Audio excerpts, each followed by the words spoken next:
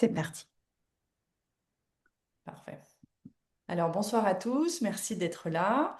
Donc, comme certains d'entre vous le savent, l'initiative Bien-être organise avec Nadège parfois ses conférences.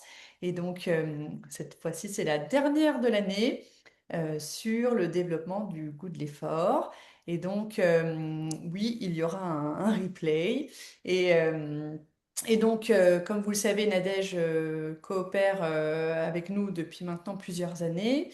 C'est Dominique Piolle qui a développé toute cette initiative avec vraiment l'intention de développer le bien-être pour les enfants, les élèves, les parents et évidemment aussi les enseignants au sein de SIS.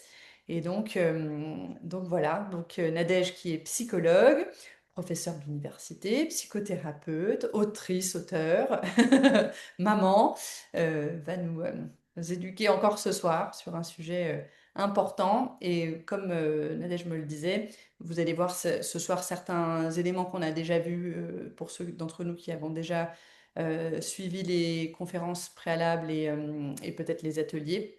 On va reconnaître certains éléments. Donc ça va être pour certains révision. Donc voilà. Mais on en a besoin. On Ah va le oui, voir ce soir. On en a oui, besoin. tout à fait. Eh bien, écoutez, bienvenue. Je suis ravie de vous retrouver ce soir pour ce dernier webinaire de la saison. Eh bien, nous allons parler ce soir donc de quelque chose de très important, le sens, enfin le goût de l'effort ou le sens de l'effort. Vous allez voir, ça va être le début de mon webinaire. Je vais m'arrêter plusieurs fois au cours du webinaire pour que vous puissiez poser vos questions et que nous puissions interagir. Mais n'hésitez pas à les poser de toute façon au fur et à mesure dans le chat, ce qui me permettra d'y répondre. Alors, je vais commencer par un sondage rapide sur voilà, le thème de ce soir. Première question, pensez-vous avoir le sens de l'effort? Réponse anonyme, hein, je vous rassure. Et pensez-vous que vos enfants ont le sens de l'effort? Je vous laisse quelques minutes pour pouvoir y répondre.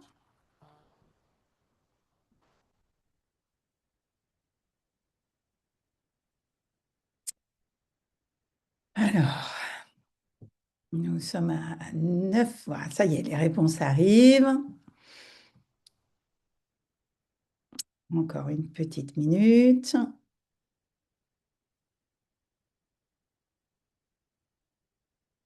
Céline nous dit oui. Je vous compterai dans oui.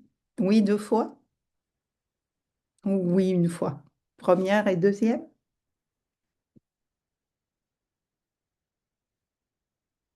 Allez, encore un tout petit peu. Oui, oui. D'accord, merci Céline. Alors, on va mettre fin au sondage et voir et partager les résultats. Alors, très intéressant, puisque majoritairement, eh bien, nous, adultes, pensons avoir le sens de l'effort, et on reviendra dessus. Nous l'avons sans doute, mais il y a peut-être aussi d'autres éléments qui expliquent cette impression. Quand même, les deux tiers d'entre vous pensent que leurs enfants, eux, ne l'ont pas. On a un tiers, deux tiers. Donc voilà, élément quand même très intéressant qui commence déjà à nous dire que entre eh bien, parents et enfants, il y a visiblement des différences. Mais c'est ce que nous verrons notamment dans le webinaire de ce soir, parce que effectivement, eh bien, il y a un élément que l'on appelle développemental dans cette question du sens de l'effort. Alors, j'ai volontairement appelé cette conférence Développer le sens de l'effort de nos enfants et pas le goût de l'effort. Alors pourquoi? Parce que le goût, vous allez le voir, sous-entend quand même quelque chose que nous aimons. que nous apprécions, que nous cherchons à obtenir. Or, nous le verrons au cours du webinaire, l'effort n'est pas toujours quelque chose d'agréable, n'est pas toujours quelque chose que nous allons venir chercher, d'où cette volonté, ce choix de bien différencier les deux. Je ne me représente pas puisque j'ai eu la chance d'être représentée ce soir par Laure et d'être avec vous depuis longtemps. Et effectivement, bien, l'idée quand même de ce soir, c'était de partir souvent d'une phrase que j'entends et que j'ai dite, hein, moi aussi, moi-même en tant que maman. Il ne fait aucun effort, ou en tout cas, il ne fait pas assez d'efforts.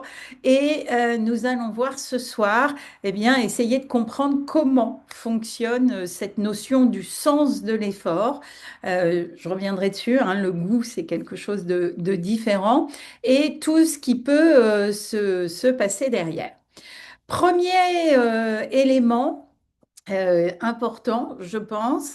L'effort n'est pas un trait de caractère. Ce n'est pas une qualité innée que certains possèdent et d'autres non. Nous verrons. Nous avons bien sûr des tempéraments en tant qu'individus, pas des personnalités, mais des tempéraments. Tempéraments qui peuvent nous rendre plus ou moins résistants, eh bien, par exemple, à la fatigue, plus ou moins résistants à la contrainte.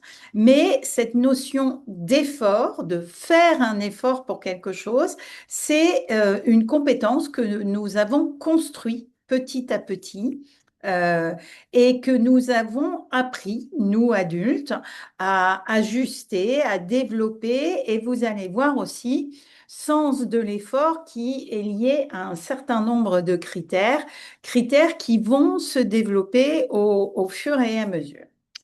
Alors, avant de vous donner les éléments qui permettent de définir le sens de l'effort et qui permettent donc de s'accrocher, j'ai envie de dire, quand on vit quelque chose de difficile, je dois vous rappeler qu'un prérequis est nécessaire. Je vous disais que ce n'était pas une question de personnalité, c'est vrai, mais c'est quand même une question de croyance. Alors, pourquoi une question de croyance? Je vous inviterai à aller voir le webinaire que nous avons donné avec Séverine au mois de septembre sur le growth mindset, donc appelé aussi en français l'état d'esprit. Et nous savons aujourd'hui qu'il coexiste peut-être, c'est le peut-être hein, qui me fait un peu, voilà, parce qu'on n'a pas encore toutes les vérifications, mais a priori, nous aurions deux types d'états d'esprit qui coexistent. Un état d'esprit fixe où on considère que nos capacités, notre intelligence, même éventuellement notre beauté est quelque chose d'inné, quelque chose de figé, et que, eh bien, en quelque sorte, nous avons ou nous n'avons pas ces capacités. Et par rapport à cela, eh bien, ça va avoir évidemment des conséquences sur la notion de l'effort, puisque quand on est en état d'esprit eh bien, fixe, eh bien, où on considère que l'on est capable, mais on va chercher à rester dans sa zone de confort pour surtout ne pas avoir l'impression de ne pas être capable, ou alors on va considérer qu'on n'est pas capable, et à partir de ce moment-là, on va très rapidement abandonner tout effort parce que l'impuissance acquise est là, est présente, et nous fait penser eh bien, que de toute façon, ça ne sert à rien de faire un effort, les dés sont jetés, et que donc l'effort ne viendra rien changer. Donc ça, c'est ce que va entraîner un état d'esprit fixe.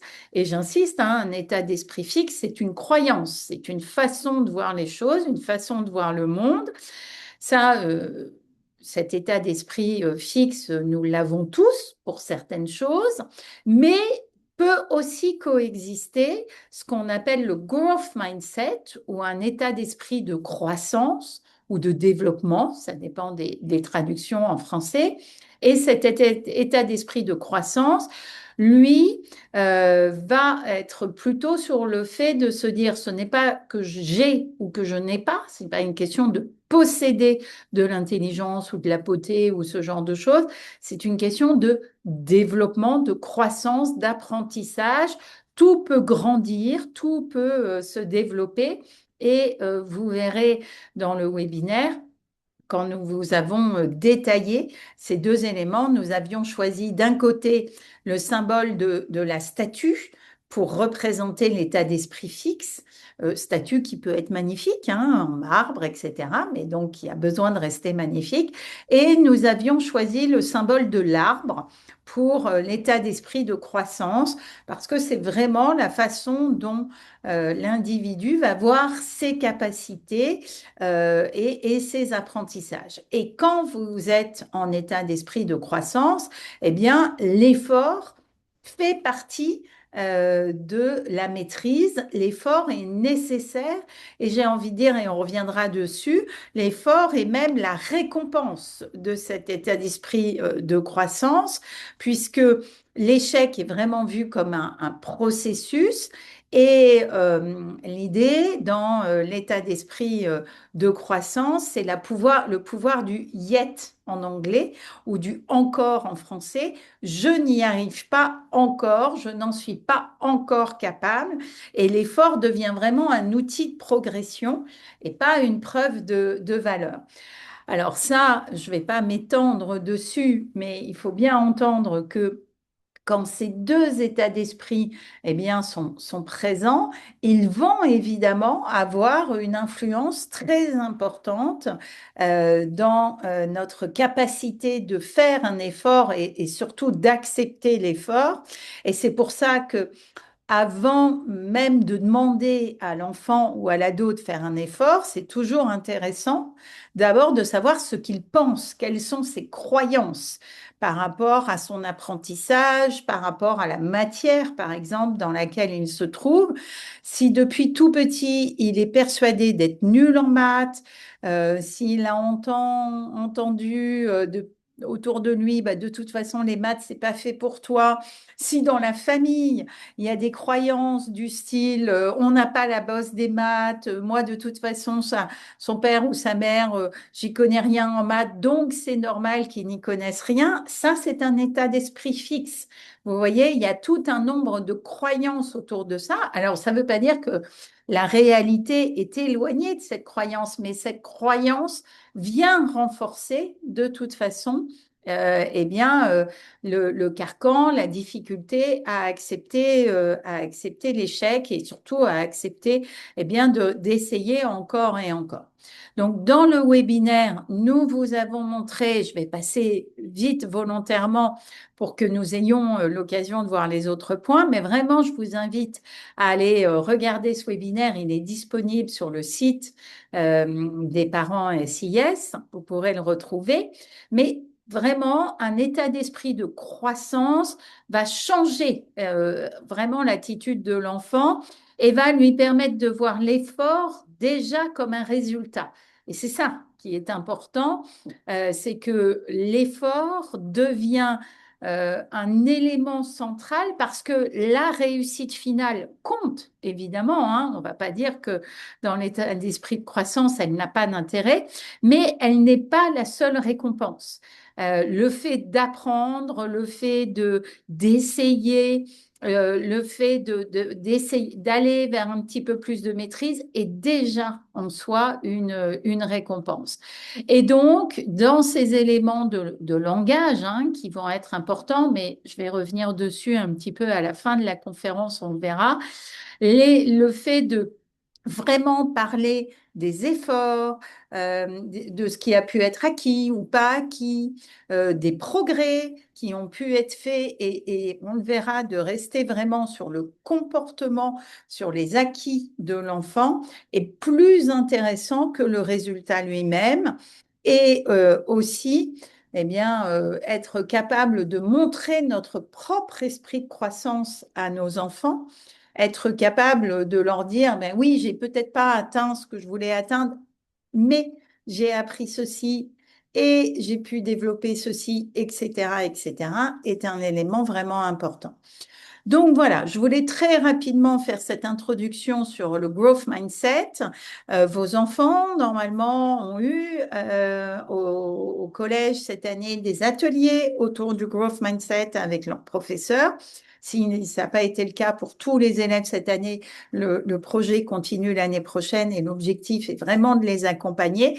Mais c'est vrai que cette façon de voir les choses est vraiment un élément indispensable. Donc ça, c'est le prérequis, ce sont nos croyances et c'est toujours intéressant de s'interroger par rapport à nos croyances. Maintenant, si nous regardons les ingrédients du sens de l'effort, eh bien, vous voyez que trois éléments sont nécessaires. La motivation, et ce sera la première partie de mon webinaire. Vous verrez d'ailleurs, ce n'est pas la motivation, mais les motivations. La question des compétences, évidemment, va être présente. Et dans le cas de nos enfants et de nos adolescents, je vous le rappellerai rapidement en deuxième partie, mais ils sont en apprentissage. Et donc, il y a un certain nombre d'éléments qui expliquent pourquoi leur sens de l'effort n'est pas complètement celui de l'adulte et ne peut pas être celui de l'adulte. Et puis, le troisième élément, c'est le contexte, parce qu'on le verra, pour développer notre sens de l'effort, eh bien, nous avons besoin d'un cadre sécurisant, nous avons besoin de soutien, nous avons besoin d'adultes autour de nous, eh bien, qui vont nous aider à développer ce fameux sens de l'effort, parce que ce n'est pas automatiquement inné. Alors, dans notre survie, oui, mais pas pour d'autres éléments. Donc, ce sera, vous l'aurez compris, le plan de ce webinaire ce soir et je vais m'arrêter à la fin de chaque partie. Très bien. Alors, commençons par les motivations parce que nous allons le voir ensemble. Il y en a plusieurs et c'est un élément majeur. Alors, dans les freins à l'effort, on voit le manque de confiance, le manque de sens, le besoin de plaisir immédiat, la peur de l'échec et de la dévalorisation. Dans ces quatre éléments, trois éléments concernent la motivation. Et dans cette motivation, eh bien, on a de façon habituelle plutôt toujours présenté deux types de motivation, ce que l'on appelait la motivation intrinsèque ou la motivation interne, donc qui vient de l'intérieur, plaisir, curiosité, satisfaction personnelle, et une motivation que l'on appelle extrinsèque ou extérieure. Là, c'est l'extérieur qui pousse l'enfant à agir et c'est notamment récompense, punition, pression sociale et le fait de pousser l'enfant à faire les choses. Alors, pourquoi je vous dis communément, on présente ces deux types de motivation, on va le voir, parce qu'aujourd'hui, je vais vous proposer une autre approche qui ne vient pas complètement révolutionner ce que je suis en train là de vous présenter, mais qui pour moi est plus affiné et permet de mieux comprendre les choses. Mais comme depuis quelques années, au moins une trentaine d'années, on présente ces deux motivations, intrinsèques et extrinsèques, j'avais besoin de faire cette introduction notamment parce que depuis, on va dire, une vingtaine d'années, la motivation intrinsèque ou interne est extrêmement valorisée.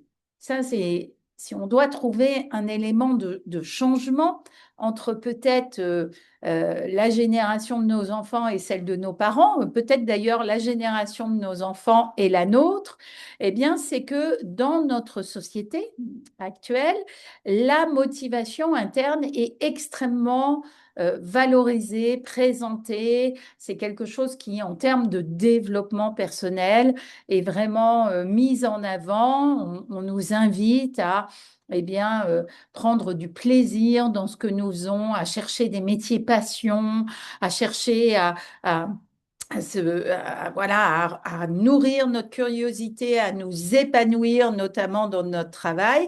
Et on le verra, ce mythe un peu de la motivation interne, eh bien, est un petit peu contre-productif en réalité parce que oui, la motivation interne est fantastique, c'est quelque chose qui nous apporte beaucoup de satisfaction, mais soyons honnêtes, c'est une motivation que nous avons peu, ou en tout cas pas tout le temps. Et croire que c'est uniquement cette motivation qui va nous amener eh bien, du plaisir, qui va nous amener de la récompense, eh bien, c'est un petit peu se tromper et c'est surtout envoyer un message à nos enfants ben, qui se retournent un peu contre nous, hein, parce que on ne peut pas toujours se faire plaisir, on ne peut pas toujours avoir de la satisfaction. Il y a plein de choses que l'on a besoin de faire, que l'on aime quand même faire, mais sans avoir cette motivation interne. Et donc, juste dire qu'on peut être en motivation interne, eh bien, c'est un petit peu réducteur. C'est pourquoi moi, je vais plutôt partir de cette approche qui a été notamment proposée par Yves-Alexandre Talman. Voilà le livre où il en parle, qui est psychologue et chercheur à l'Université de Genève. J'aime beaucoup cette approche parce que elle part de la théorie de l'autodétermination et elle affine un petit peu, comme je vous disais, cette question des motivations pour différencier deux types de motivations, les motivations dites contraintes et les motivations dites autonomes. Alors, vous allez voir, ça nous permet d'avoir cinq types de motivation d'ailleurs qui coexistent, hein, et c'est ça qui est important à déjà pouvoir dire à nos enfants, même si on continue à dire que la motivation interne est peut-être, entre guillemets, la meilleure. De toute façon, tous les types de motivation coexistent et ont besoin de coexister. Alors, je vais vous présenter ces cinq types de motivation pour pouvoir vous les illustrer, pour vous permettre de comprendre ce qu'il y a derrière.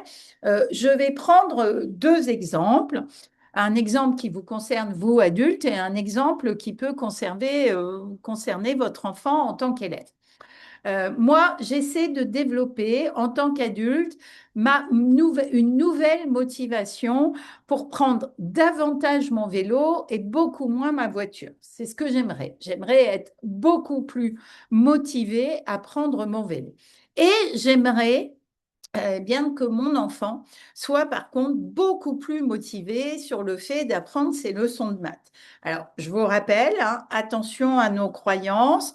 Si je suis en état d'esprit fixe et que je suis persuadée que de toute façon le vélo, c'est pas fait pour moi, ça va bien sûr être difficile de développer certains types de motivation. Je vais pouvoir avoir des motivations contraintes parce qu'on va m'obliger, en quelque sorte, je vais me sentir obligée, mais on va le voir ensemble, les motivations autonomes, elles, ne vont pas pouvoir se développer. Donc, c'est pour ça que cette introduction était nécessaire. Mais donc, voilà les deux motivations que nous souhaitons développer.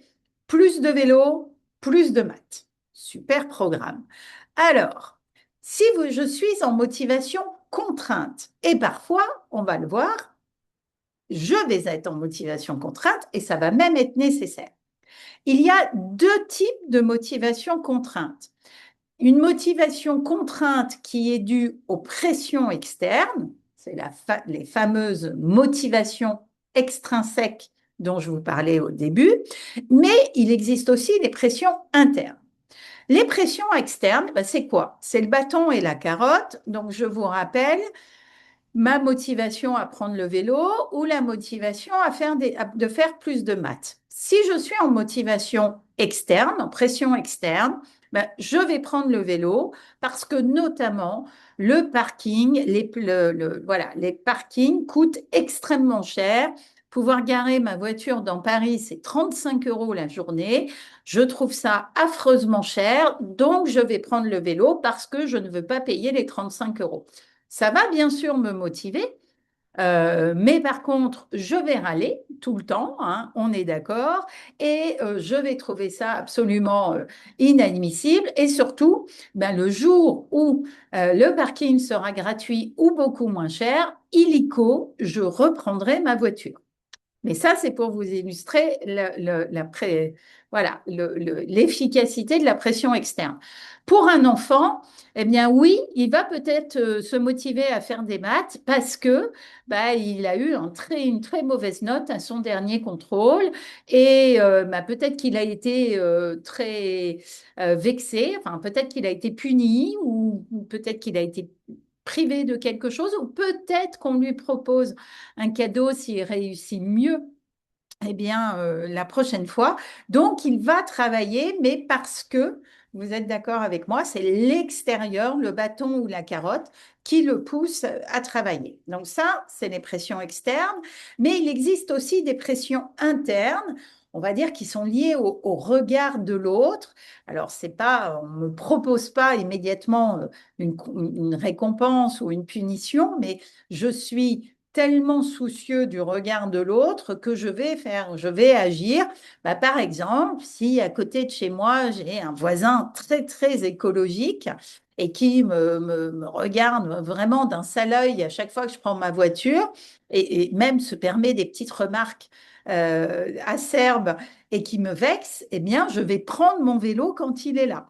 Pareil, si on s'est moqué de moi parce que j'ai eu une mauvaise note, ben oui, ça va peut-être me motiver pour pouvoir eh bien, faire les choses autrement. Alors, on va le voir, ces fameuses motivations externes, elles peuvent fonctionner comme un coup de fouet dans la côte. C'est-à-dire que effectivement, elles peuvent sur le moment, vous le voyez, m'aiguiller, me motiver suffisamment pour pouvoir le faire.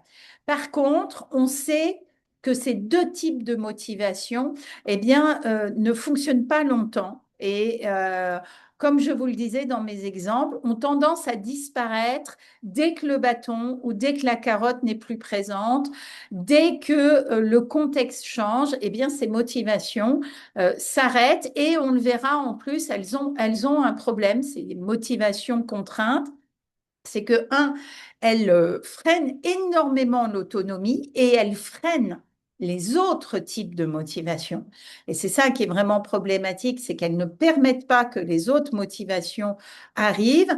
Et autre élément aussi problématique, c'est que ces motivations contraintes, notamment le bâton et la carotte, hein, le fait de faire les choses pour avoir eh bien, la récompense, eh bien, peuvent m'entraîner, vous le voyez, vers des comportements problématiques comme la triche, comme le dopage, parce que la seule chose qui compte, c'est d'obtenir la bonne note, c'est d'obtenir la reconnaissance, et j'ai envie de dire, peu importe les moyens. Donc, c'est un élément important. Nous avons hein, ce type de motivation contrainte. De temps en temps, une prime supplémentaire peut nous motiver. De temps en temps, effectivement, la peur du regard de l'autre ou de décevoir eh ben, nos parents ou la maîtresse peut agir sur l'enfant. Mais c'est vrai que sur le long terme, ces motivations vont très peu agir et elles vont d'ailleurs en plus peu agir pour les adolescents qui sont quand même un peu moins dépendants du regard de l'adulte et qui vont donc avoir tendance bien, à se demander pourquoi ils sont en train de travailler. Ça, ce sont les motivations contraintes. Donc, deux formes de motivation contrainte. Et puis, vous allez voir en face, eh bien, il y a trois types de motivation autonome. Une motivation liée aux objectifs, une liée aux valeurs et nous reviendrons sur la fameuse motivation intrinsèque ou la motivation interne. On la retrouve là, mais vous voyez l'intérêt dans cette définition, c'est qu'on retrouve deux autres motivations. Alors, la motivation autonome liée à un objectif. Si mon objectif, j'aime pas faire du vélo, c'est pas quelque chose que j'aime, mais pour moi, vivre dans un environnement pur est vraiment une motivation. Pouvoir me dire que je vais respirer un air où il y a moins de CO2, eh bien, c'est ce qui va peut-être me forcer à prendre le vélo parce que je ne vais pas prendre le vélo parce que j'ai du plaisir à pédaler, mais je vais prendre le vélo parce que je sais que c'est important pour pouvoir obtenir mon réel objectif, qui est celui de respirer un air pur. Et donc, vous voyez, c'est pareil, si je reprends l'exemple des maths, l'enfant ne va pas faire automatiquement des maths par plaisir, parce que c'est peut-être pas le cas, mais il va accepter cet effort, il va accepter eh bien, de se mettre à travailler les maths parce que son objectif, c'est d'avoir son diplôme, c'est d'avoir son bac ou c'est d'avoir son brevet. Donc, vous voyez, c'est une motivation qui est liée à un objectif qu'il sait fixer et à un objectif qu'il va chercher à atteindre. Donc ça, c'est les motivations autonomes par objectif. On peut aussi avoir une motivation autonome liée à nos valeurs. Je vais prendre le vélo. Je n'aime toujours pas faire du vélo, hein, ça c'est un élément important. Mais par contre, pour moi, c'est vraiment important de montrer que j'ai une conscience écologique, que notre planète a besoin de respirer, qu'elle est enfermée par les gaz d'échappement. Et donc, eh bien, je vais pédaler pour amener, comme le petit colibri, pour amener voilà, mon apport personnel à cet effort de sauver la planète. Un enfant qui n'aime pas les maths, mais va faire l'effort de travailler parce que, par exemple, il veut vous montrer qu'il est autonome. Ça, c'est la valeur qui est importante pour lui. C'est une valeur qu'il cherche à démontrer et donc, il va travailler par rapport à ça. Donc, vous voyez, c'est deux autres types de motivation. Et par contre, on verra, ça veut dire que, un, je suis capable de mettre du sens dans ce que je suis en train de faire. Et ça, c'est pas toujours le cas. C'est ça qui est compliqué. J'ai un objectif et cet objectif, il est suffisamment prêt, suffisamment concret pour que j'ai envie de faire des efforts par rapport à ça. Donc, on le verra. Parler à un enfant qui est en primaire ou même au collège de son bac et de ses études et de lui dire en sixième, bah, tu travailles aujourd'hui pour avoir ton bac, c'est un objectif qui est quand même très lointain. C'est un objectif qui peut lui paraître très difficile à atteindre. On est quand même 7 ans plus tard. Faut pas oublier, 7 ans plus tard. Donc, on va revenir dessus, mais ça veut dire que parfois, on donne des objectifs trop lointains, trop éloignés aux enfants, et donc ça ne devient pas une motivation autonome. Et c'est là où revenir sur des objectifs beaucoup plus proches de l'enfant, un objectif sur l'année, éventuellement l'objectif sur le brevet, mais pas plus, va être important. Pareil pour les valeurs. Les valeurs, ça, c'est quelque chose qui est très fort quand on est un adulte, mais c'est quelque chose qui est en train de se développer quand on est un enfant. Et donc, ces valeurs, il va falloir aussi jouer dessus avec, j'ai envie de dire, bon escient, et de comprendre que il faut que ce soit les valeurs de l'enfant et de l'adolescent et pas automatiquement les nôtres. Et donc, ça va être aussi, mais je reviendrai dessus, un élément important, c'est de permettre à notre enfant de laisser émerger et d'exprimer ses propres valeurs. Je vais vous donner un exemple d'un ado qui va faire un effort pour faire des petits jobs, pour essayer de gagner l'été de l'argent, parce que dans sa valeur, par exemple, il y a le fait de s'acheter des vêtements de marque. C'est vraiment et son objectif et sa valeur. Sa valeur, c'est d'avoir du luxe, c'est d'atteindre une vie en tout cas une apparence de luxe, ce n'est pas automatiquement notre valeur d'adulte et de parents. Et c'est là où on peut se retrouver en conflit. Mais si on vient lui dire que sa valeur n'a pas d'intérêt, bah, vous comprendrez qu'on le prive d'une motivation qui est sa propre valeur. Donc ça, c'est les deux motivations. Et puis, on retrouve cette fameuse motivation interne. Alors, la motivation interne, elle veut dire quoi? Eh ben, elle veut dire, j'ai du plaisir, j'ai la maîtrise et je suis heureuse de faire ce que je fais. Bah, c'est qu'en réalité, j'aime faire du vélo. C'est ça ma motivation interne. Ma motivation interne, c'est que je fais du vélo pour le plaisir de faire du vélo. Je fais des maths pour le plaisir de faire des maths. Et on est bien d'accord. Il y a des moments où nous sommes en motivation interne, et d'ailleurs, on va le voir, c'est une motivation fantastique, c'est une motivation qui nous amène beaucoup, beaucoup de plaisir, mais que nous n'expérimentons pas tant que ça. Et donc, dire à nos enfants et nos ados, il faut être en motivation interne, c'est vraiment une gageure parce que nous ne le sommes pas tout le temps. Alors, cette fameuse motivation interne, elle est fantastique parce qu'elle crée ce qu'on appelle le flow. Alors, le flow, c'est un état dans lequel on oublie les distractions extérieures, dans lequel on oublie nos préoccupations. C'est un état dans lequel la notion du temps part. Pourquoi? Bah parce que c'est un état dans lequel notre circuit de la récompense dans notre cerveau est activé. C'est un état où nous avons de la dopamine, de la sérotonine. Et donc, c'est un état qui nous procure énormément, énormément bien, de plaisir. Sauf que pour être dans le flow, pour pouvoir expérimenter, vous voyez, cette fameuse bien, motivation interne, il faut, vous voyez, ces 5 euh, éléments. Il faut déjà que ce que nous sommes en train de faire nous donne un but clair, précis. Donc, ça veut dire qu'on est très au clair, notamment sur l'objectif. Ça veut dire qu'on sait exactement pourquoi on le fait et dans quel but on est en train de le faire. Pour que ça reste du flow, pour que ça reste une motivation interne, il faut que, même si nous faisons quelque chose d'un peu difficile, nous ayons tout de suite ce qu'on appelle des rétroactions immédiates. Les rétroactions immédiates, ça veut dire quoi? C'est des sortes de récompenses, reconnaissance de ce que nous sommes en train de faire et le bon chemin, le bon nous amène voilà, très rapidement une reconnaissance de notre effort. Il faut de la concentration, il faut un défi, parce que si c'est trop facile, on le verra, on finit par s'ennuyer et donc on n'est plus en motivation interne. Et il faut que ce soit sous notre contrôle. Le terme même plus exact serait, il faut que nous soyons en maîtrise.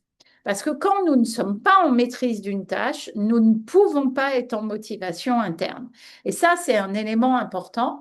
Vous voyez, je vous disais, si je reprends mon exemple, quand je suis en motivation interne, bah, j'aime faire du vélo, ça me procure du plaisir de faire du vélo.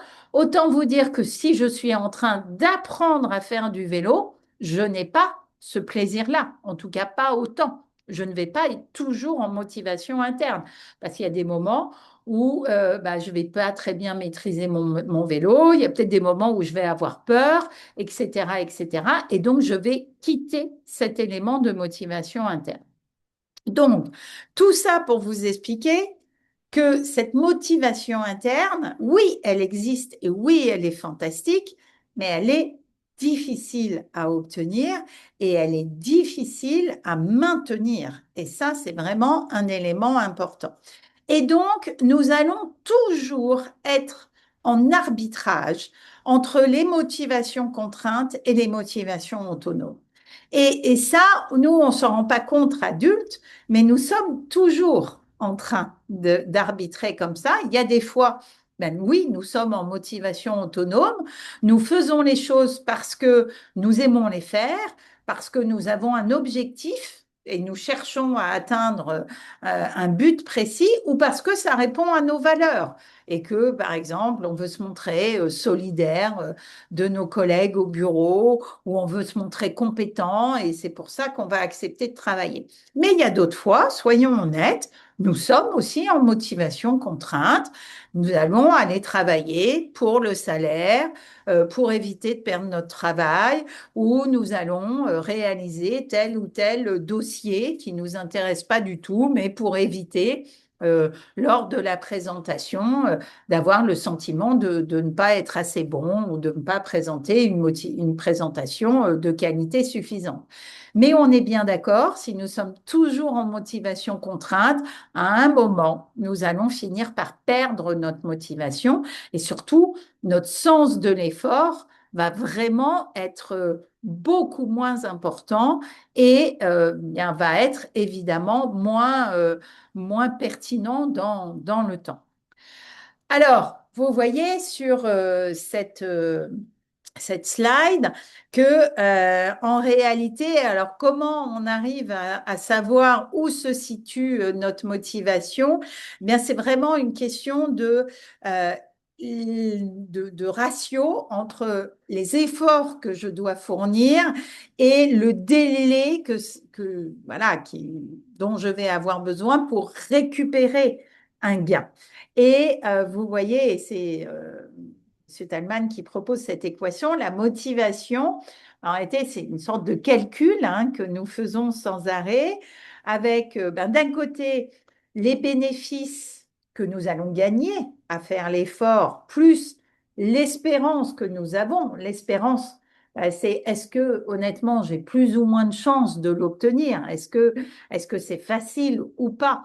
Parce que voilà, je vais devoir faire un effort, je vais devoir évidemment essayer de tenter de tenir, mais pour ça, il faut quand même que à la fin le ratio soit positif. Donc il y a vraiment ce calcul-là, bénéfice plus expérience sur la notion de délai, moins le coût. Le coût, c'est l'effort que je vais devoir fournir. Et dans ma motivation, à part la motivation interne, mais la motivation interne, vous l'aurez compris, elle est basée sur le plaisir. Donc, je ne suis plus à calculer de la même façon. Mais là, cette motivation, ma motivation va vraiment être liée à ce calcul. Alors, comment on va développer les motivations autonomes de nos enfants? Je pense que vous l'aurez compris et on va voir hein, après comment le faire. Il y a cette notion d'un intérêt personnel, oui, qui va être un élément important. Intérêt personnel parce que c'est lié clairement à l'objectif. Et ça, c'est vraiment un élément important. Le fait, mais on va le voir aussi, de donner des défis ajustés, ni trop faciles, mais ni trop difficiles, ce qu'on appelle la zone optimale de défi optimal. Ça, c'est important parce que, je vous rappelle, la question du coût-bénéfice, évidemment, va se poser. Favoriser l'autonomie parce que, eh bien, ces motivations autonomes, elles sont basées intrinsèquement sur cette question d'autonomie et nous allons voir juste après comment développer l'autonomie de nos enfants. Et puis, célébrer le processus et pas le résultat. Là, vous l'aurez compris, c'est pour revenir sur cet fameux esprit de croissance, parce que, eh bien, évidemment, il est là et il est aussi très important. Je vais bientôt m'arrêter pour que nous puissions échanger, mais comme je pense que ça peut faire partie de vos questions, je vais parler du piège des écrans et je vais rapidement vous parler bien voilà, de ce que procurent aujourd'hui les réseaux sociaux, mais je pense notamment aux jeux vidéo qui attirent autant nos enfants, notamment nos garçons.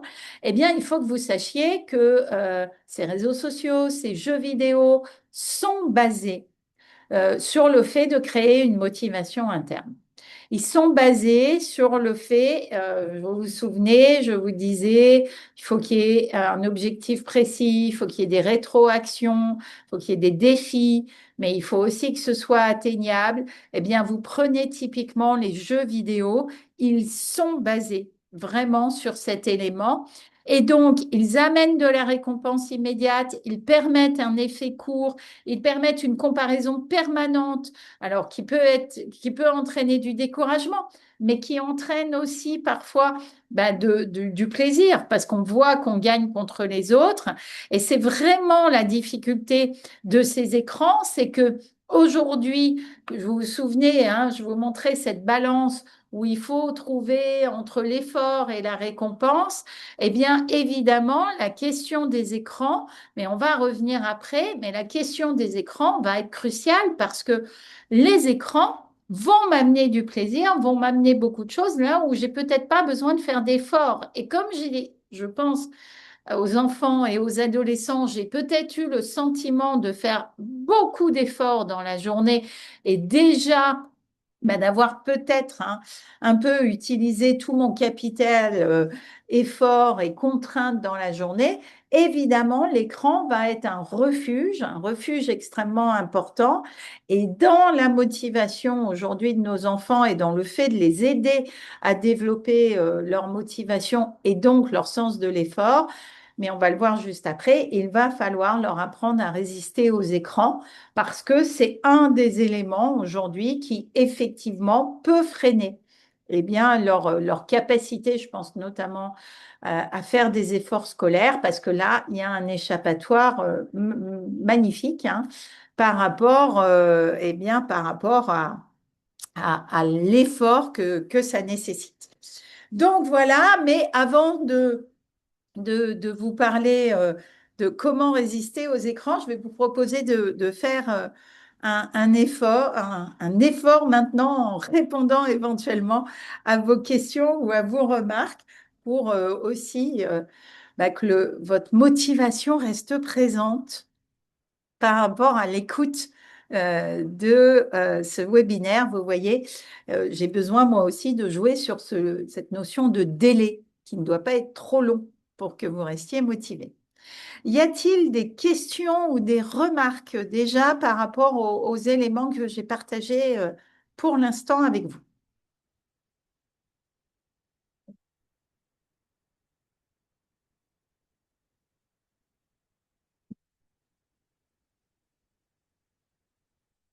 Si vous en avez, n'hésitez pas à ouvrir votre micro ou à mettre dans le chat. S'il n'y en a pas, n'hésitez pas à faire un petit pouce en l'air, comme ça me permettra de me dire, eh bien, nous continuons.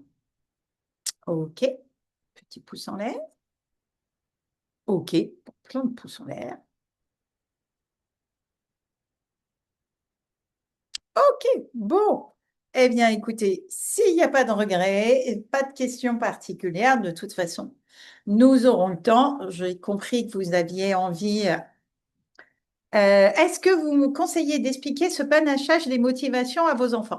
Oui, oui, oui, oui. C'est pour ça que j'ai pris cette image du vélo. Vous voyez, par exemple, je pense qu'effectivement, c'est intéressant de leur expliquer qu'il y a en tout cas différents types de motivation et qu'on ne peut pas être toujours en motivation interne.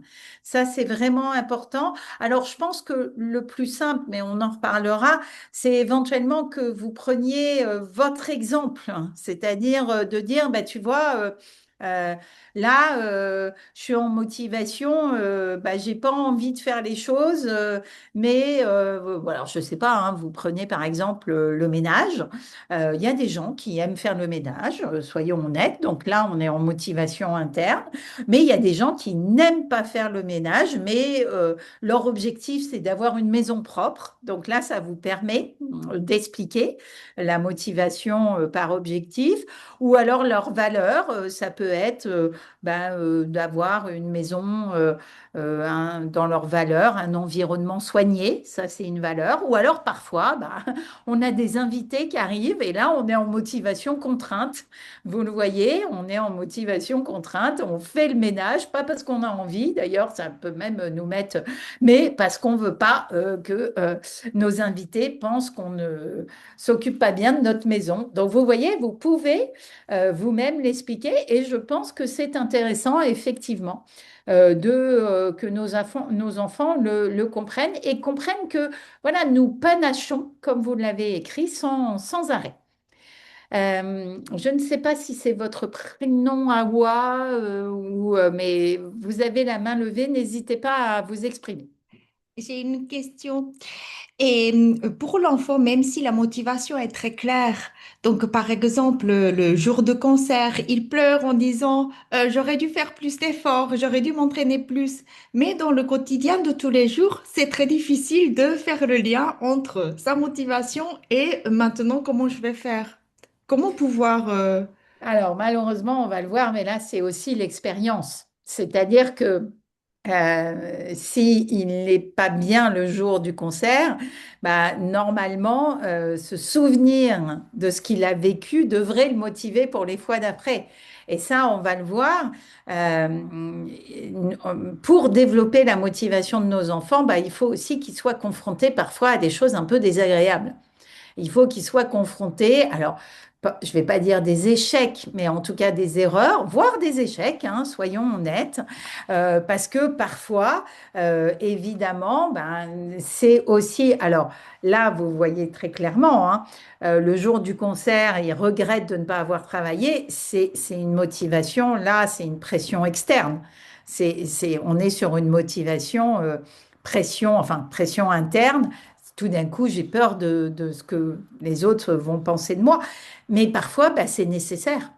C'est nécessaire. Et ça veut dire quoi? Bah, ça veut dire que l'année d'après ou le trimestre d'après, bah, de temps en temps, c'est à nous de rappeler à l'enfant, et tu te souviens, le jour du concert, ce que tu as éprouvé, tu te souviens, est-ce que tu as envie de revivre ça ou pas?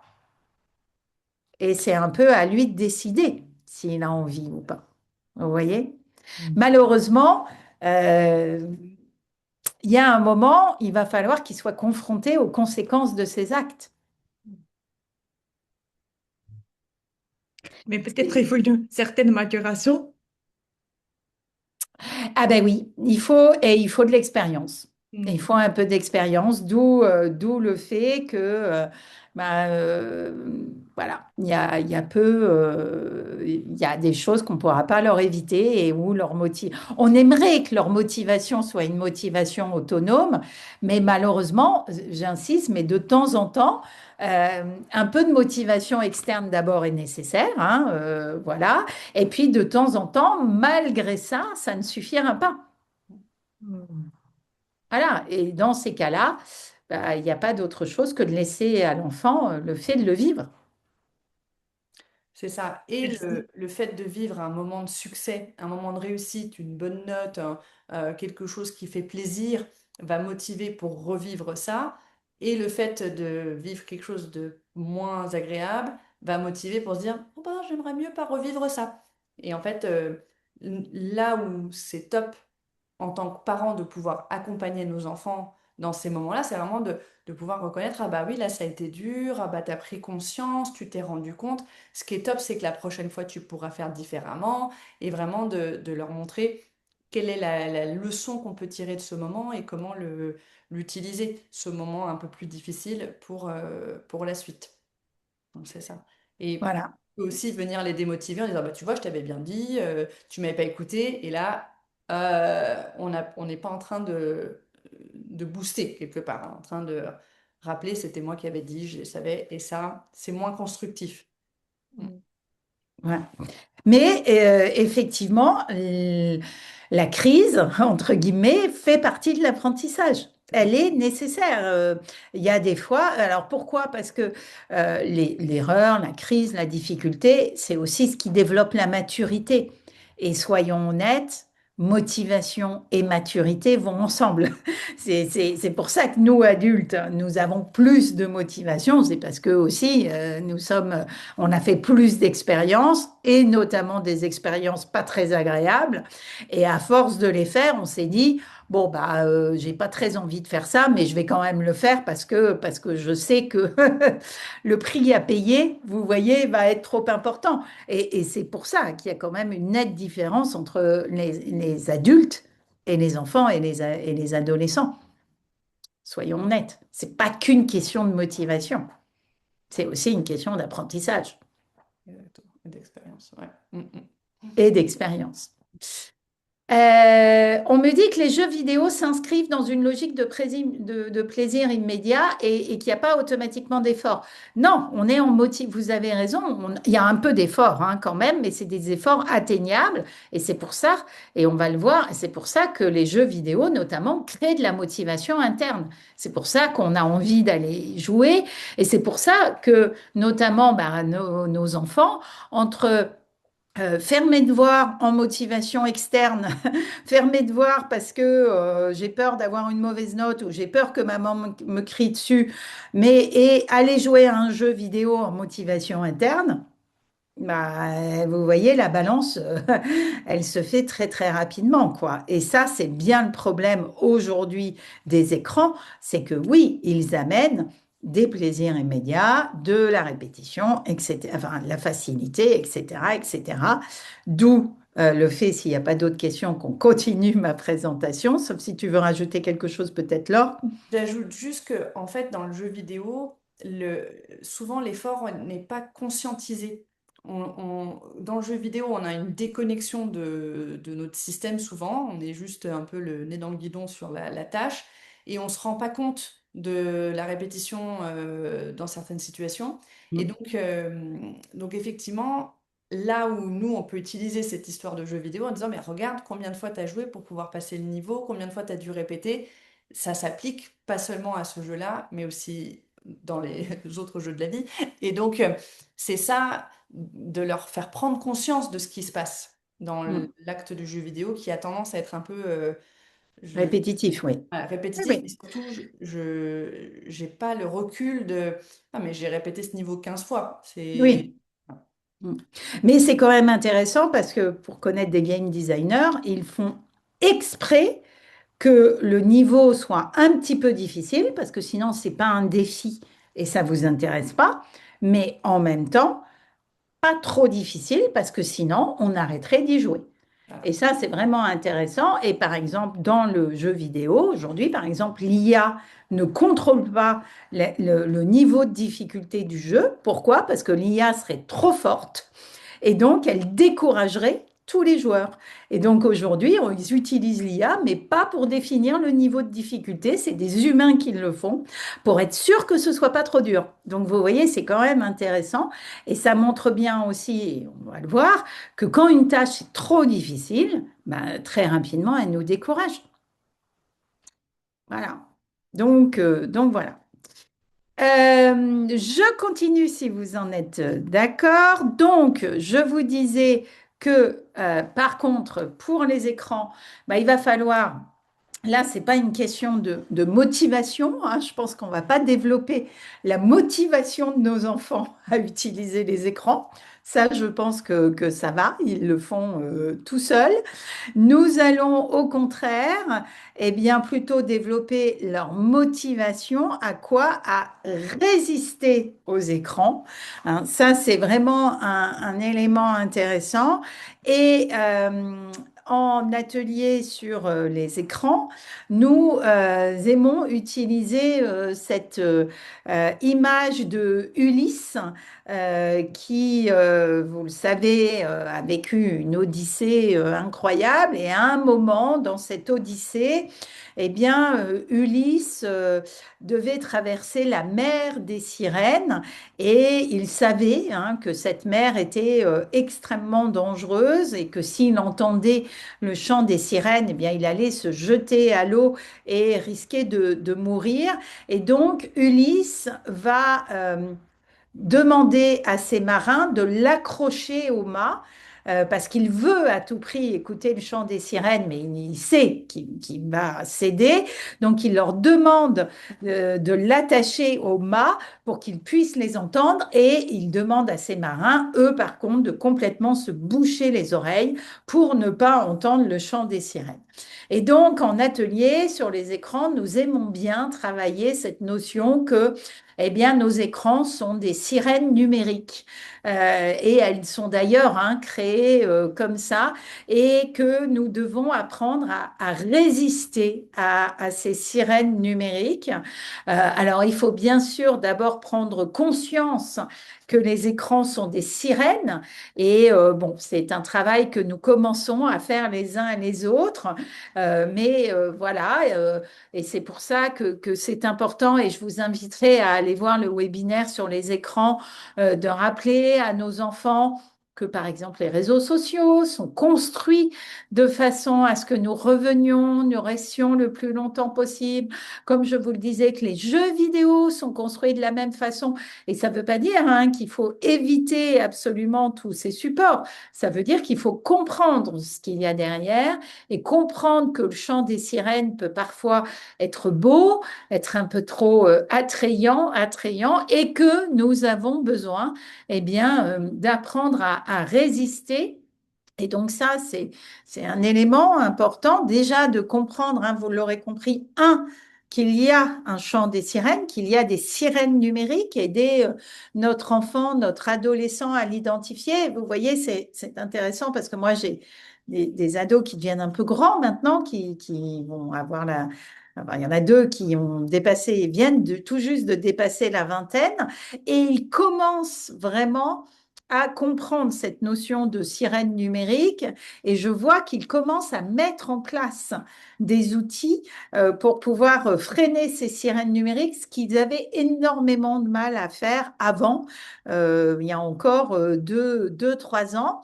Et donc ça, c'est le premier élément, vraiment les aider à reconnaître et puis après à comment s'attacher au mât, comment réussir à résister à cette notion de sirène parce que ça peut être extrêmement compliqué. Alors, bah, ça peut être des choses parfois très simples, hein. Je vois ma dernière fille, maintenant, elle pose son téléphone sur son bureau et elle s'allonge sur son lit.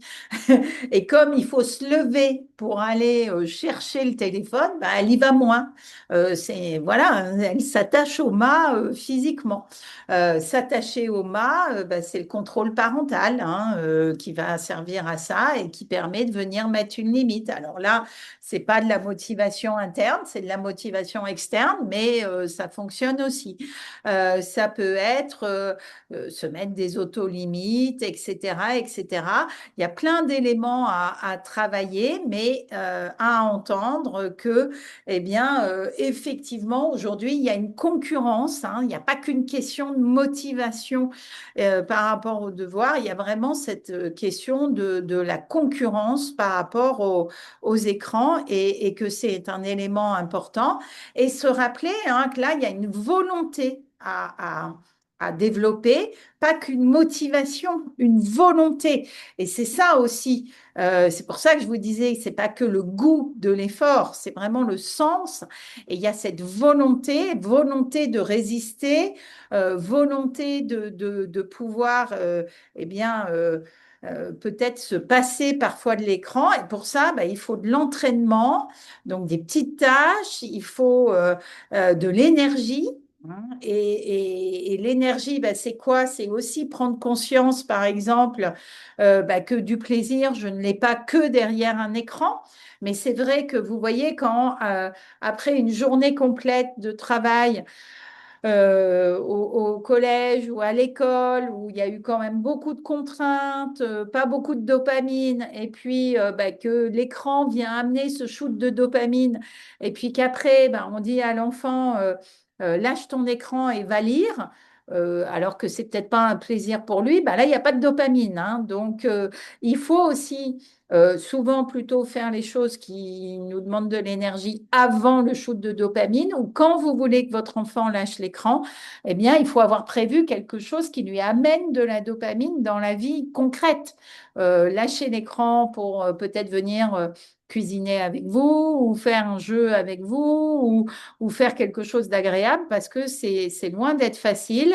Et puis, de la récupération aussi, quand on a fait beaucoup d'efforts, de volonté au cours d'une journée. Et le soir, c'est beaucoup plus compliqué, hein. C'est ce qui nous arrive, nous, certains soirs, où on se dit, là, il faudrait peut-être que j'aille écouter un webinaire qui m'apprendrait plein de choses. Et puis en même temps, j'ai fait beaucoup d'efforts aujourd'hui. Voilà, ma pile Duracell. Ma pile est peut-être un peu vide, et j'ai plutôt envie d'aller regarder une série que d'aller écouter un webinaire qui va me demander de l'attention. Donc, vous voyez bien qu'on est nous-mêmes aussi sur cette question d'arbitrage. Voilà pour cette première partie sur les motivations. Je vais passer, mais ça va être un peu plus rapide, sur la question des compétences. Mais c'est un élément important, hein. Vous vous souvenez, il y avait 3 critères dans l'effort. La motivation, mais on a vu dans la motivation que la difficulté de la tâche intervenait dans ma motivation et que même pour la motivation interne, si je suis confrontée à une tâche trop compliquée pour moi, eh bien, je ne vais pas être motivée pour la faire. Pourquoi? Parce qu'elle me paraît inatteignable. Et Ça, c'est vraiment un élément important. On l'a vu dans plusieurs webinaires, mais je vous le rappelle parce que c'est essentiel. Je vous rappelle que le cerveau est en construction, que sa maturation est très tardive, hein, 27 ans. On va même encore un peu plus loin aujourd'hui. On commence même à parler un peu plus loin que l'impulsivité est neurologique, que vraiment, voilà, il va y avoir des difficultés pour l'enfant à se projeter dans le temps, à accepter de pouvoir de vivre certaines frustrations. Je vous rappelle que aussi la gestion des émotions va commencer à être stabilisée autour de 17-18 ans, pas avant, que très rapidement, le stress va prendre le dessus.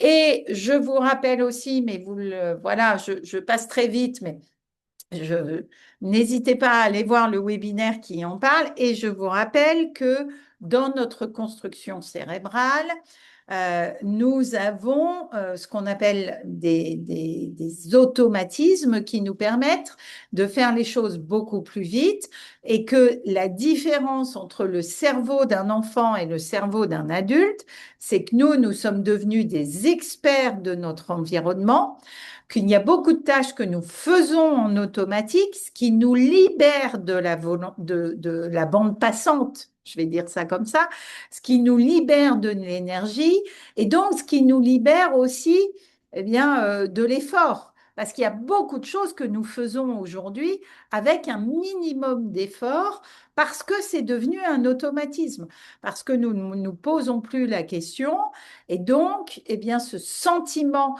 de faire un effort est beaucoup, beaucoup moins important.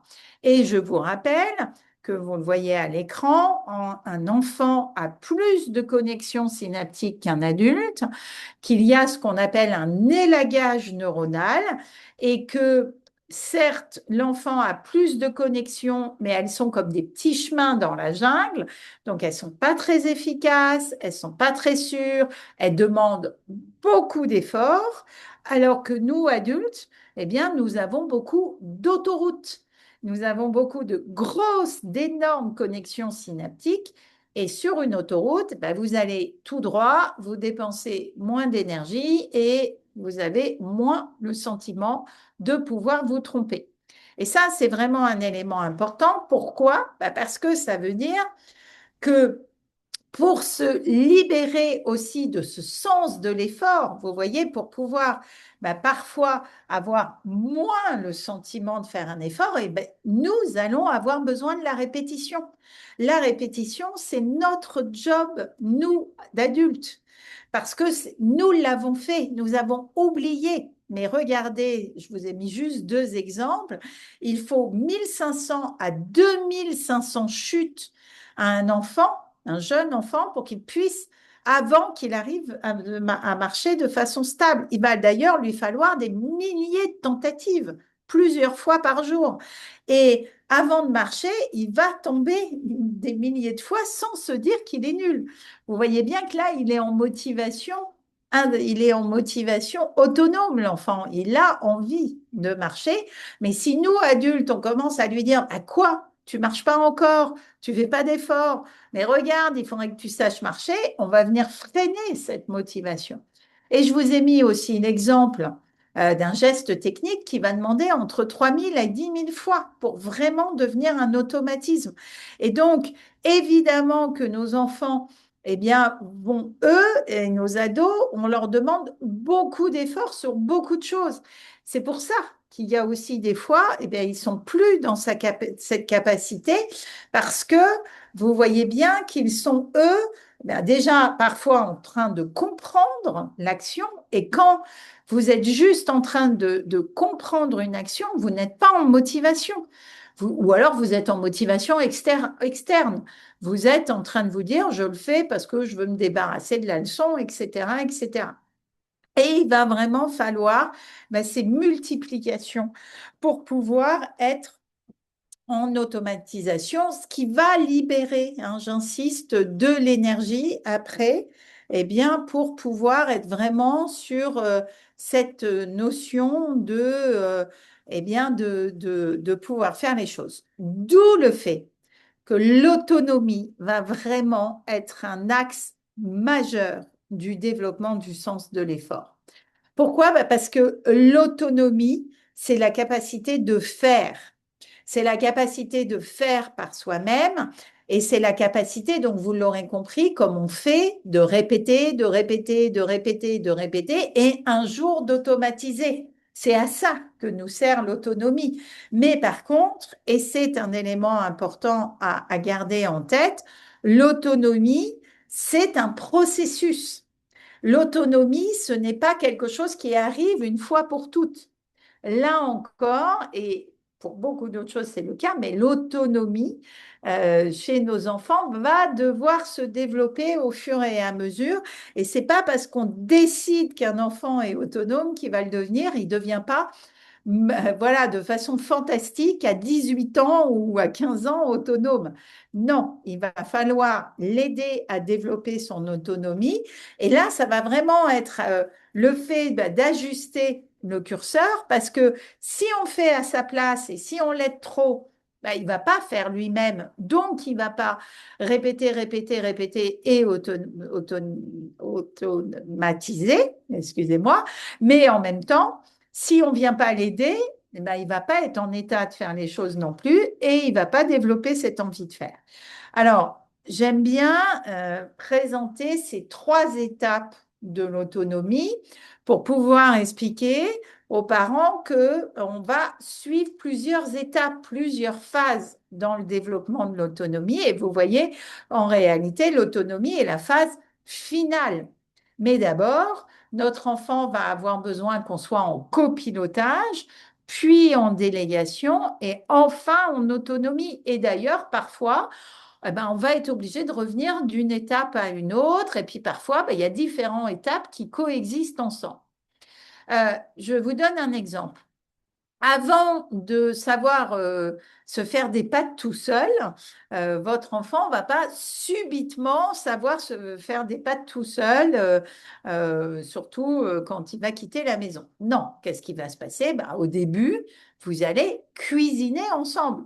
Vous allez faire du copilotage. Vous allez quoi? Lui montrer comment faire. Vous allez lui montrer que il y a besoin de savoir à peu près le poids des pâtes, il y a besoin de mettre de l'eau à chauffer, il y a besoin de ne pas oublier le sel, il y a besoin de compter le temps. Vous voyez, vous allez lui montrer en copilotage les différents éléments, puis il va faire avec vous. Et puis, vous allez faire ce copilotage pendant plusieurs fois. Puis un jour, peut-être que votre enfant va vous dire, bah oui, tiens, moi j'ai envie là, que ce soit moi qui fasse les pâtes. Très bien, mais comme c'est la première fois ou les premières fois qu'il fait seul, on va faire une délégation. C'est-à-dire, on va lui dire, bah ok, c'est toi qui vas faire les pâtes ce soir, mais de quoi tu as besoin? Et on va, avec lui, rappeler les étapes qui sont importantes, rappeler les différents éléments. Il va faire seul, mais on est évidemment présent. Ça, c'est de la délégation, mais vous voyez que l'adulte s'éloigne. Autant en copilotage, on est tous les deux dans la même pièce en train de faire la même chose. Autant en délégation, c'est le moment où le parent va peut-être aller dans la pièce d'à côté, lancer une lessive ou autre chose. Et quand on arrive en autonomie, là, oui, l'enfant s'organise, il fait seul, etc. Mais on est bien d'accord, l'autonomie, c'est pas complètement l'indépendance. C'est pas automatiquement le fait de faire seul. Ça, je vous rappelle, ils sont pas matures, le cerveau n'est pas complètement mature. Ils ont besoin que l'on continue à donner l'impulsion et à éventuellement définir des objectifs. Ça veut dire quoi? Voilà, notre ado a besoin, va faire les pâtes tout seul. Mais oui, ça reste un ado. Donc, on va peut-être lui rappeler que la famille a besoin de dîner à 20 heures et pas à 21 heures. Et puis, on va peut-être lui rappeler, effectivement, que ce soir, on est 3 et pas 4 parce que peut-être qu'il ne l'a pas retenu. Peut-être qu'il l'a retenu, peut-être qu'il est déjà complètement autonome, et voilà, mais c'est important d'entendre ces trois éléments, et ça, c'est vraiment dans cette capacité de ses compétences. Il y a deux questions vraiment importantes. Est-ce qu'il est capable de faire les choses? Il en est où dans son développement? C'est peut-être pas qu'il ne veut pas faire les choses, mais c'est peut-être qu'il ne peut pas les faire. Et si il est effectivement en incapacité de les faire, ben, comment je développe ce copilotage dont il a besoin pour pouvoir aller après en délégation et pour pouvoir aller après en autonomie. Mais vous voyez bien qu'il va d'abord falloir que je commence par cette phase de copilotage parce qu'elle est indispensable. Et j'insiste, l'autonomie, c'est vraiment un processus.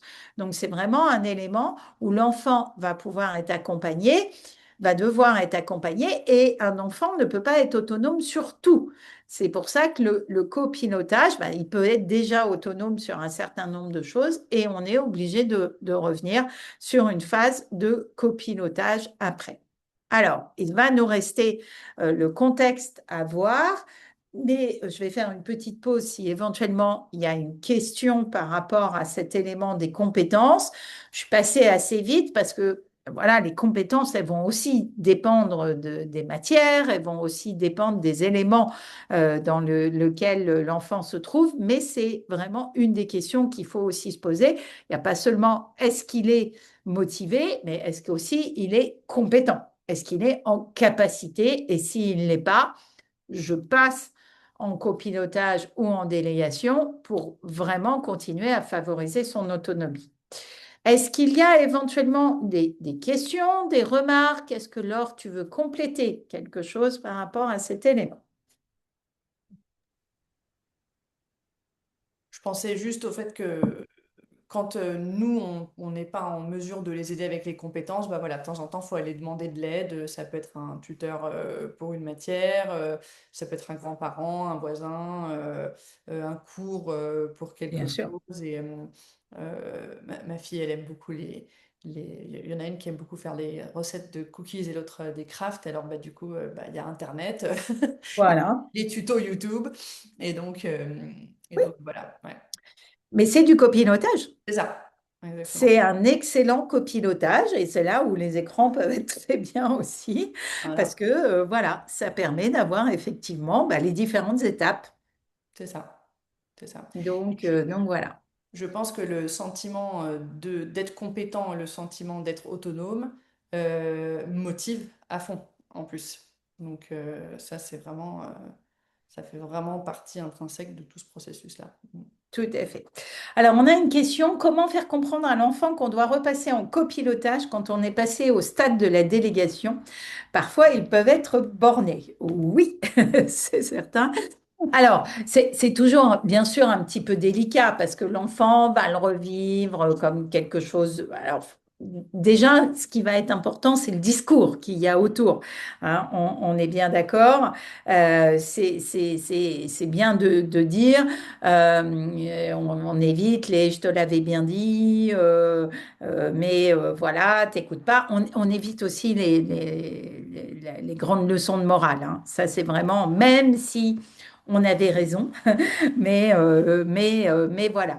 Et comment on revient en copilotage? Ben, on revient en copilotage en lui demandant, peut-être pas là, vous voyez, en imposant le copilotage, mais en demandant à l'enfant de quoi tu aurais besoin. Qu'est-ce qui pourrait t'aider? Sur quelle tâche tu aurais besoin? Et je ne vais t'aider que sur ces tâches-là.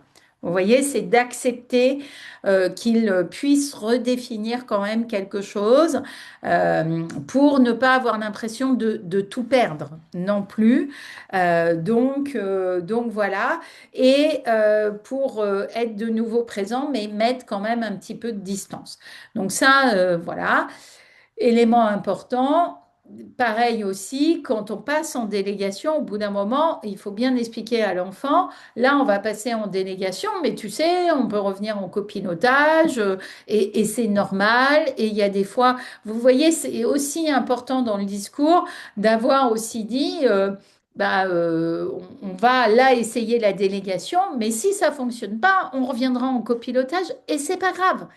Ça aussi, c'est bien de l'avoir anticipé. Alors, si c'est pas le cas, c'est pas grave, mais aussi de l'avoir en tête et de pouvoir voilà, revenir sur une tâche. Pareil aussi, je pense que c'est important, si on est obligé de revenir en copilotage sur une tâche précise ou sur un problème précis, de continuer à montrer à l'enfant que par contre, il est toujours en délégation ou en autonomie sur d'autres choses. Ça, je pense que c'est très important dans notre discours. Par contre, de valoriser les choses qui ont été faites à côté et de dire, écoute, là, tu es vraiment en autonomie et regarde, tu n'y étais pas l'année dernière et là, tu y es. Sur cet élément-là, là, par contre, voilà, pour l'instant, et ça c'est le pouvoir du pour l'instant, hein, qui est vraiment très important. Pour l'instant, moi je trouve que tu as besoin qu'on revienne à un petit peu de copilotage.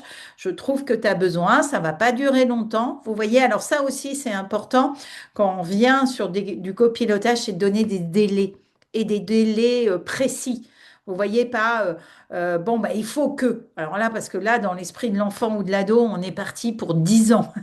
Il se dit, là, ça y est. Donc, c'est important aussi de lui donner des objectifs.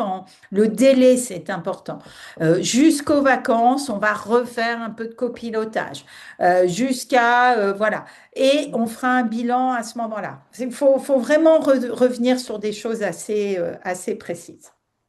Donc, voilà, tu veux compléter Oui, j'ajouterais par exemple une prise de responsabilité du style là on a été trop vite, je m'étais pas rendu compte qu'il y avait encore besoin un peu de cette phase de copilotage et it's on me, hein, c'est moi et donc quelque chose de cet ordre-là et partager des exemples où nous ça nous est arrivé et que et ajouter l'objectif. Quel est l'objectif ici? Qu'est-ce que tu veux vraiment de cette situation et tout ça. Et donc, si tu sais qu'avec le copilotage, tu vas atteindre ton objectif plus rapidement, plus facilement, plus confortablement, allons-y comme ça. Et donc, voilà, remettre cet équilibre-là et cette responsabilité-là. Voilà. Oui, oui, et comme tu as entièrement raison, et dire, ben voilà, moi j'ai fait une erreur, C'est je ça, t'ai poussé trop c'est ça. vite, Ah j'ai ouais, pensé que, voilà, et pour l'instant,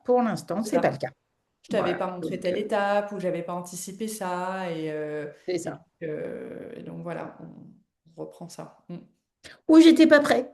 Ouais, Moi aussi, adulte, à te lâcher. J'ai cru ouais, que j'étais prêt et c'est je ne le ça. suis pas. Voilà. Donc voilà. Alors l'ado ou l'enfant va râler, mais Ouais. bon, ça c'est normal. Oui, Il fait son ouais, job.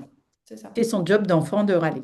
Ouais. J'ai une question sur, avez-vous des recommandations pour apprendre à faire des cartes mentales? Alors, on s'éloigne du sujet. Il y a des tutos sur Internet, très bien, pour apprendre à faire des cartes mentales. Je vais juste rajouter quelque chose. Nous ne sommes pas tous réceptifs aux cartes mentales. Il Oui. y a des gens à qui ça ne parle pas du tout. Il faut Mhm. quand même être très visuel, hein, visuel et kinesthésique. C'est quand même Ouais. dans les modes d'apprentissage, hein, c'est voilà. Si vous êtes sur un apprentissage de type verbal, vous aimez bien écouter, répéter, réciter, etc. La carte mentale ne vous parle pas du tout. Donc, on ne va pas développer ce sujet-là ce soir parce que c'est pas celui du webinaire, mais il y a des livres qui existent, il y a des tutos, mais assurez-vous d'abord que ça parle à l'enfant. Et honnêtement, il y a des gens pour qui c'est pas du tout adapté. Je sais qu'on le présente vraiment comme un peu une solution miracle, mais c'est pas le cas. Ma fille avait appris avec Mr. Titmarsh en CM2 et en fait, elle l'a utilisé que plus tard. Et un jour, Voilà, elle me dit, ah, mais en fait, j'ai fait de carte mentale pour réviser ça et ça m'a vraiment aidé. Et franchement, je pense que c'était en cinquième, donc il y a eu un peu de, un peu c'est de ça. temps. Mais voilà, c'est bien de présenter ces outils aux enfants et après, c'est eux qui les adoptent ou pas.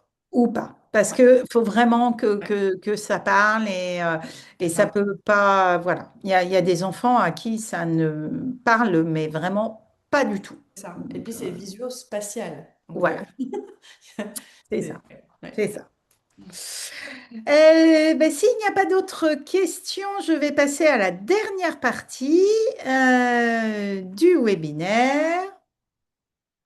Petit pouce, merci pour ceux qui restent concentrés. Nous y allons. Donc, super, c'est parti. Donc, dernier élément, le contexte. Élément important, hein, je vous rappelle, on avait les motivations, on avait les capacités, les compétences, et il nous reste donc le dernier élément, le contexte. Je vais ce soir parler du contexte vis-à-vis des parents. Bien sûr, hein, il pourrait y avoir le contexte vis-à-vis des professeurs, hein, et évidemment aussi le contexte vis-à-vis de l'entraîneur de sport, etc., etc. Mais comme ce soir, le webinaire s'adresse aux parents. Donc, trois rôles que nous allons jouer vraiment en tant que parents. Trois éléments essentiels, sécuriser. Ça, c'est vraiment notre rôle. Pourquoi? Bah, parce que apprendre, c'est difficile.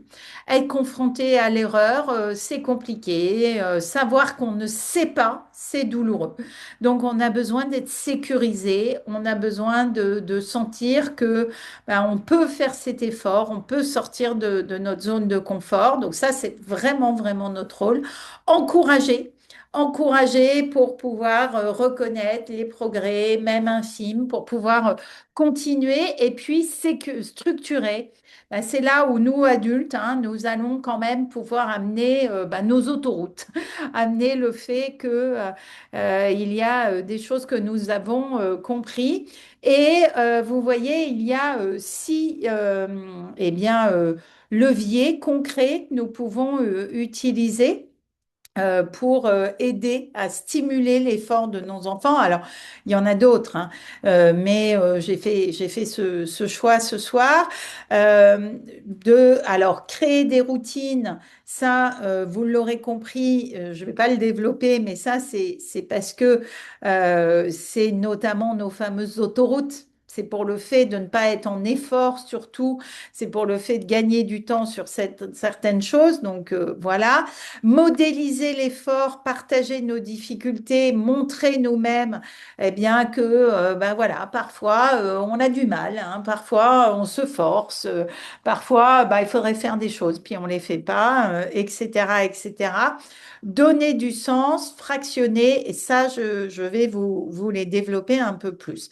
Donner du sens, on l'a vu. Fractionner, ça, c'est vraiment un élément qui peut aider nos enfants ne pas hésiter à utiliser, alors, la technique du saucisson, ou on peut l'appeler aussi la technique de la brioche, hein, si on n'aime pas le saucisson. C'est le fait de se rendre compte que quand on doit avaler une grosse brioche ou un gros saucisson en une seule fois, bah c'est indigeste, c'est vraiment compliqué, et donc aider nos enfants et nos adolescents à fractionner les tâches qu'ils ont à faire. Je pense bien sûr aux tâches scolaires, mais pas uniquement. Les aider à, ben, par exemple, s'il faut ranger leur chambre, et que vraiment il y a énormément de choses à ranger, bah, soyons honnêtes, là, l'effort, la montagne paraît juste insupportable. Et donc, bah, les aider à anticiper le fait de dire ce soir, tu ranges les Playmobil, demain soir, tu ranges les livres, après-demain soir, tu ranges ceci. Parce que c'est ça qui va les aider à identifier que bah, si on fractionne un certain nombre de choses, ça peut les aider, et ça peut leur permettre de sécuriser un petit peu l'environnement. Ne pas hésiter évidemment à complimenter, même à complimenter les plus petits détails. Ceux qui ont vu certains webinaires ou qui ont suivi les ateliers que nous vous avons proposés cette année et les années précédentes ont appris le compliment descriptif et pas le compliment évaluatif. Donc, pour certains d'entre vous, je vous le répète, je vais lancer la vidéo qui vous le présente. Ce sera peut-être pour certains d'entre vous une répétition, mais je vous rappelle que nous en avons besoin de quelques milliers pour nous en souvenir. Pour d'autres, ce sera peut-être une découverte, mais il y a une différence entre le compliment évaluatif et le compliment descriptif. Donc, voilà une vidéo pour le rappeler. Il est également important de pouvoir faire des compliments descriptifs. Alors, nous avons conscience aujourd'hui qu'il est important d'encourager et de complimenter nos enfants, mais nous avons tendance à parler de façon un peu exagérée et généraliste. Tu es génial, tu es super, tu es beau. Alors évidemment, c'est agréable à entendre pour l'enfant. Ça vient de placer en quelque sorte sur un piédestal. Évidemment, sur le moment, il se sent très bien. Mais un enfant ou un adolescent n'est pas beau tout le temps, n'est pas génial tout le temps. Et quand tout d'un coup, eh bien, il se sent moins génial, moins gentil, moins en réussite, il tombe de son piédestal, il a l'impression parfois de ne plus exister. Faire un compliment descriptif, eh bien, c'est décrire ce que l'enfant réussit, fait, dit, ou même ses tentatives. Je vois que tu as essayé à de nombreuses reprises de faire tes lacets. Ce devoir de maths est vraiment réussi. Cette course a été bien menée. L'intérêt, eh bien, c'est que l'enfant voit lui-même ce qu'il a réalisé, ce qu'il a essayé, et quelque part, il se comprend. Donc ça, c'est effectivement ce qu'on appelle le compliment descriptif.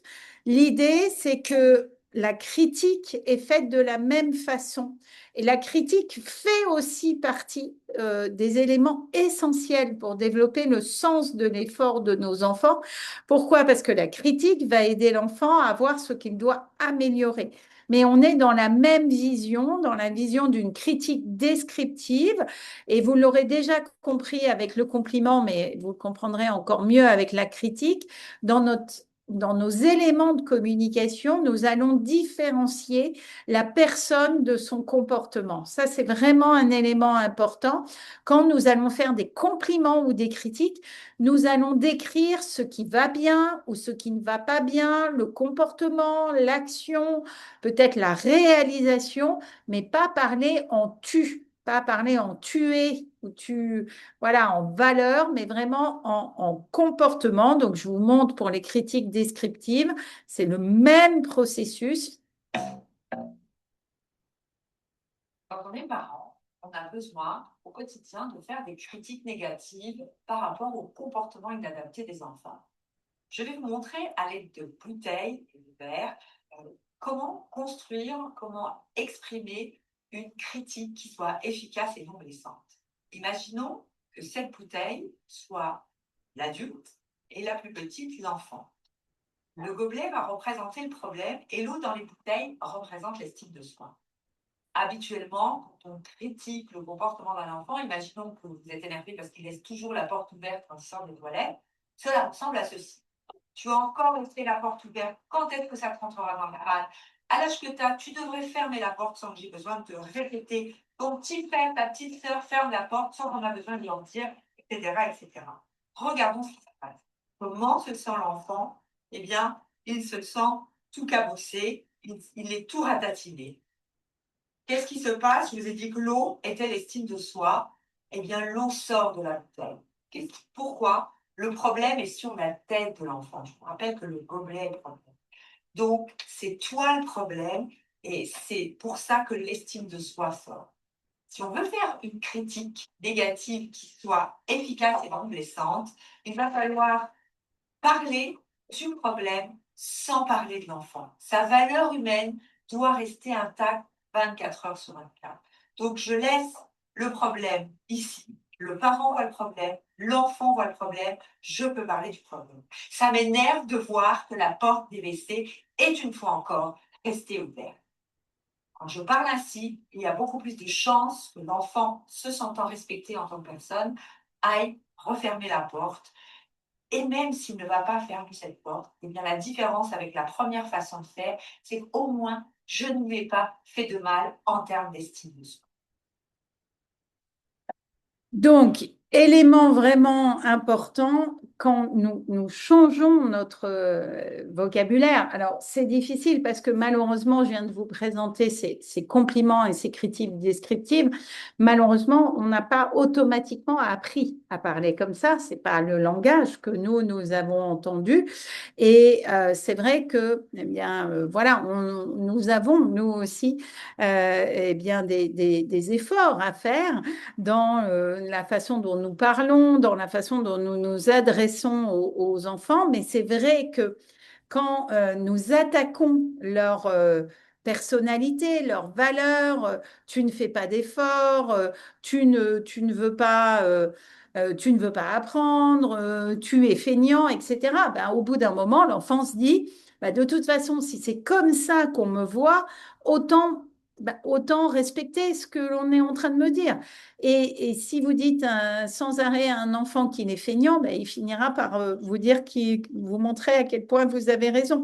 Et c'est vrai que c'est difficile parce que changer notre langage, c'est arrêter nos autoroutes, c'est arrêter peut-être une certaine façon de communiquer, mais c'est vrai que si on veut favoriser le sens de l'effort de nos enfants, il va être vraiment important de pouvoir leur faire cette différence entre non, ce n'est pas ta valeur là qui est remise en cause, ce n'est pas toi qui est bon ou mauvais, c'est ce que tu fais qui est suffisant ou insuffisant.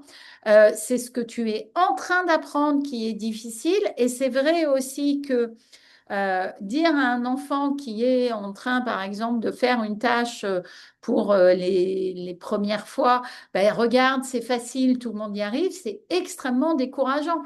Quand vous êtes en apprentissage d'une tâche, vous avez besoin qu'on reconnaisse la difficulté. Vous avez besoin d'un adulte qui puisse dire, oui, c'est difficile d'apprendre ces tables de multiplication. Oui, c'est difficile de faire les premières fois une copie en philo. C'est compliqué, tu es en train d'apprendre quelque chose et oui, eh bien, c'est normal que tu te trouves en difficulté.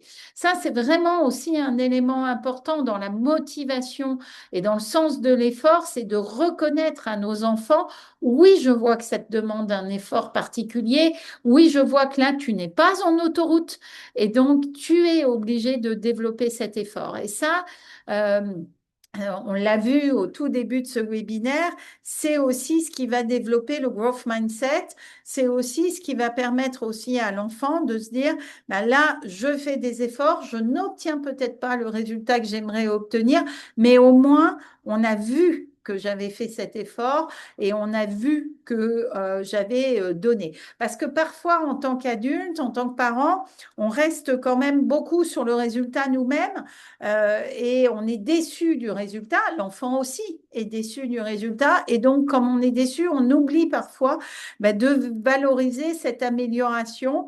Et rien ne nous empêche, là aussi, dans nos éléments de langage, dire moi aussi, je suis déçu par ta note et j'ai vu que tu as passé 30 minutes de plus sur ce devoir et j'ai vu que tu es venu me le réciter et j'ai observé que j'ai vu ton effort. Je suis désolée qu'il n'ait pas payé, mais cet effort, il est vu, il est présent et un jour, il paiera. Mais il doit être reconnu pour que l'enfant puisse avoir envie de continuer. Donc, nous arrivons à la fin de ce webinaire pour qu'on ait le temps de répondre à vos dernières questions. 5 éléments que j'aimerais vous rappeler.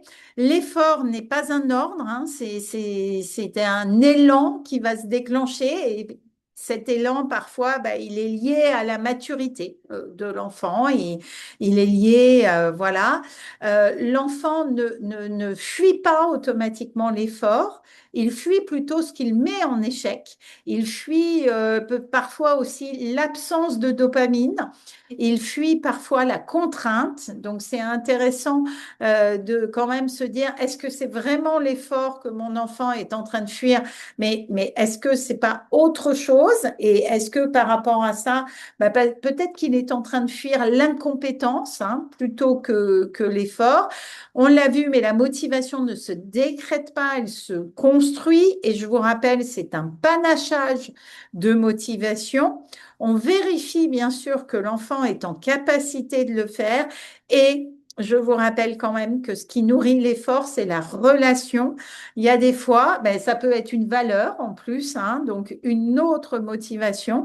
Et puis, il y a des fois, ben oui, on fait des efforts et on n'est pas récompensé, on n'obtient pas automatiquement ce que l'on veut, mais le fait d'être dans un environnement bienveillant, sécurisant, ben, ça nous permet de nous dire, j'ai fait un effort, je n'ai pas obtenu ce que j'aimerais obtenir, mais par contre, eh bien, j'ai été encouragée, on m'a donné du sens dans tout ça. Il y a eu un adulte qui m'a dit, ben oui, c'est difficile, je suis désolée pour toi, ça ne paye pas. Il n'y a pas toujours de la justice dans l'effort. Parfois, on fait beaucoup d'efforts et puis on n'a pas automatiquement un retour. Et ça aussi, c'est important d'avoir un adulte qui puisse le reconnaître. Parce que voilà, parfois on donne cette impression à l'enfant, fais un effort et puis tu auras une récompense. Bah, parfois non. Mais au moins l'adulte est là pour reconnaître que j'ai essayé et que j'ai voulu faire quelque chose par rapport à cela. Voilà pour ma présentation. Je vais vous dire la même chose que d'habitude. Peut-être qu'il y a des questions. Alors, j'ai déjà une question sur le fait de ranger sa chambre. Euh, alors, est-ce que vous pourriez me dire quel âge a votre enfant? Parce que ça m'aiderait à répondre à la question, parce que l'âge va beaucoup jouer. Et puis, oui, bah, 7 ans, oui, oui. Alors là, il y a une question de compétence aussi. Soyons honnêtes. Alors, il y a des enfants très compétents tôt, mais il y a des enfants pas du tout. Et puis, chez les enfants jeunes, dans le fait de ranger, parfois, il y a le fait que l'objet, le jouet ne soit plus visible, l'objet ne soit plus accessible. Pour des jeunes enfants, le fait que l'objet soit rangé, parfois, c'est un peu comme une disparition alors, de l'objet, donc des choses comme ça. Alors là, il a presque 7 ans, c'est peut-être pas ça, mais ça peut expliquer parfois. Et puis, bah, le fait de ne pas vouloir faire seul peut être, voilà. Alors moi, honnêtement, ce que j'aurais tendance à conseiller dans ces moments-là, c'est de mettre moins d'objets à disposition immédiatement, de jouer immédiatement à disposition dans la chambre, pas de cacher hein, automatiquement les autres, mais de les ranger et de dire à l'enfant que on lui met une ou deux boîtes à disposition et que quand il aura fini, s'il veut une autre boîte, eh ben, il faudra ranger une boîte pour qu'on remette, que les jouets restent là, mais à hauteur. Vous voyez aussi, c'est parfois le problème. Euh, on s'en rend pas compte, mais on submerge nos enfants avec beaucoup d'objets, beaucoup de jouets, beaucoup de choses. Et nous, ça nous semble mais l'enfant, évidemment, a tout ça à sa disposition, donc il a envie et il n'apprend pas à arranger automatiquement les choses. Donc moi, j'aurais tendance, vous voyez, si vous voulez qu'il commence vraiment à ranger tout seul, ben, à mettre moins de choses. Alors l'idée, c'est pas de lui dire, tu n'as plus accès aux autres, c'est de dire, quand tu as besoin des autres jeux, vous voyez, vous créez des boîtes avec idéalement des pictogrammes d'ailleurs, hein, des images. Vous lui mettez les petites images des Playmobil, des choses pour qu'il apprenne aussi à catégoriser, hein, parce que ça, c'est quelque chose qui s'apprend. Faut pas croire que c'est inné. Et, et- et voilà, ben, parfait les pictogrammes, mais vous mettez moins de boîtes à disposition. Il y a trop de choses en même temps. Et comme ça, ben, il va apprendre au fur et à mesure. Et puis, ça peut être une motivation, soyons honnêtes, parce que de lui dire, ben, quand tu sauras bien ranger trois boîtes, deux boîtes, trois boîtes, ben, peut-être que je pourrais t'en mettre quatre en même temps. Vous voyez, j'aurais tendance à faire comme ça. Est-ce que tu aurais d'autres... Oui, alors moi j'ajouterais dans l'organisation, donc moi je dis toujours chaque objet doit avoir sa maison. Et donc au tout début quand ils étaient très petits, c'est moi qui avais organisé, j'avais des tiroirs transparents, des trucs, des machins, des bidules, des paniers. Et puis ben, parfois de leur demander à eux comment toi tu as envie d'organiser, donc quelle maison cet objet-là, il va où, il va avec quoi, etc. Vous décrivez vraiment ce sentiment d'être submergé et vraiment ça veut dire il faut diminuer la Mm. stimulation et vraiment diminuer c'est baby steps comme on dit en anglais quoi. Mm. Quelque chose d'autre, c'est s'il y a des frères et sœurs, de les impliquer dans le rangement aussi, de déléguer. On parlait tout à l'heure, donc moi, quand il y a un rangement, je vais dire, alors ça, où est-ce que ça va? Et ça, tu le mets où? Et ça, tu le mets là. Et donc, je suis là avec l'enfant, mais je lui donne des instructions, hein. Je lui demande, tu Mm. commences avec ça, ensuite tu fais ça. Oui, Et copilotage c'est ça, classique, exactement. vraiment. Parfois, je vais dire, pendant que toi, tu fais ça, moi, je fais ça. Et puis, je pense que la récompense après. Donc, si Mm. on a bien rangé ta chambre, ce soir, on a une movie night, par exemple. Ce genre de petite motivation externe peut venir rajouter un élément là. Voilà. Par contre, on n'aura pas de movie night si c'est pas rangé. Et donc, Mm. s'aider autour de ça. Après, je vais rajouter une petite chose aussi.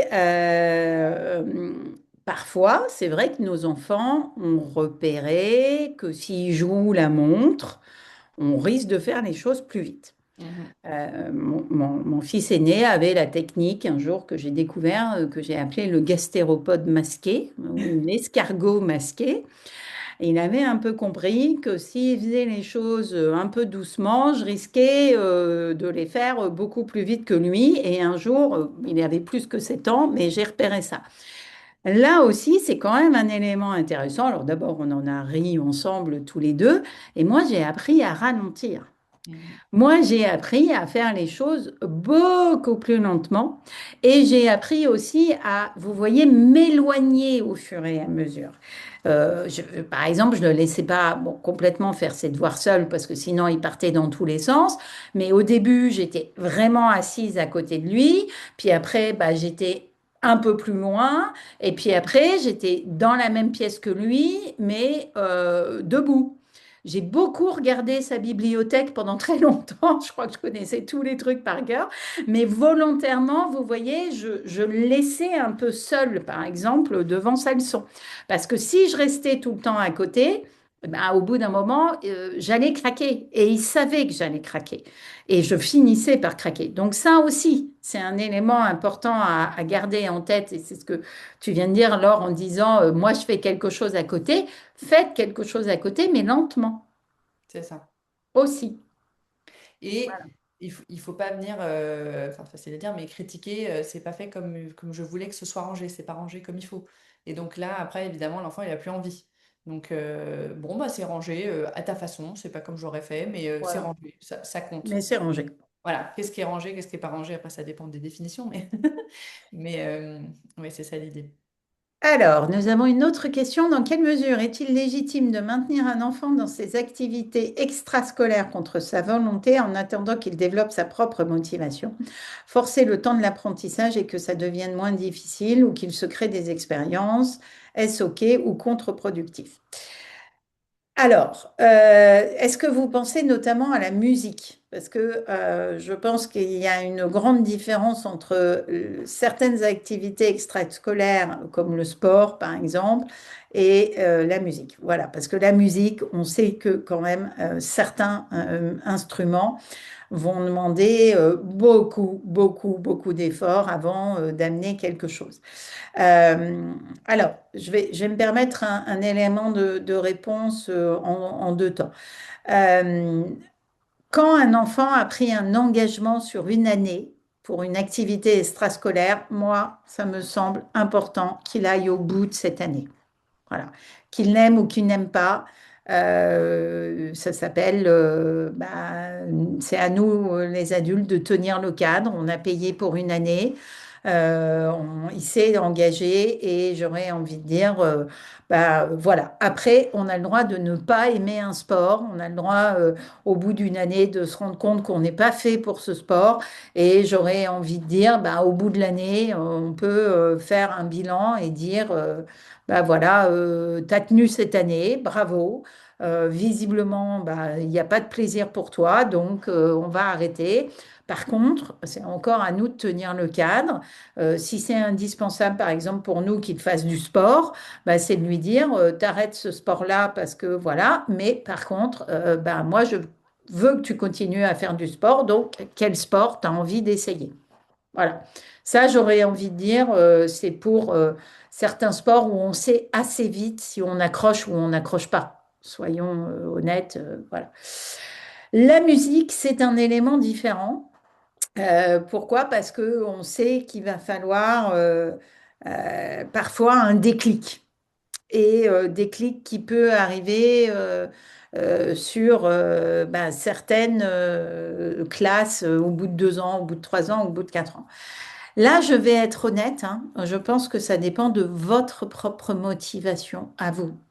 Et je pense que ça dépend de votre propre sens de l'effort à vous. Parce que moi, j'aurais envie de dire que si c'est important pour vous et que vous voulez qu'il s'accroche et que vous êtes prêt à faire cet effort que pendant 1 an, 2 ans, 3 ans, 4 ans, bah, ce soit difficile, il faut le faire. Mais c'est pas à faire porter à l'enfant ce poids-là. C'est vous qui faites ce choix-là et qui savez que de toute façon, pendant quelques temps, voire quelques années, il y aura des moments bien et des moments pas bien. Voilà.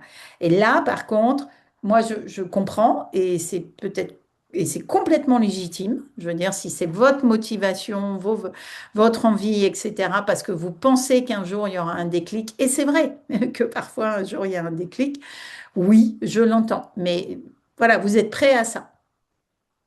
Est-ce que tu rajouterais autre chose, Oui, Laure? il faut quand même prendre en compte que parfois, malheureusement, les coachs ou les enseignants des activités scolaires ne sont pas bons, parfois Ouais. même abusifs, comme on a pu l'entendre dans le périscolaire récemment.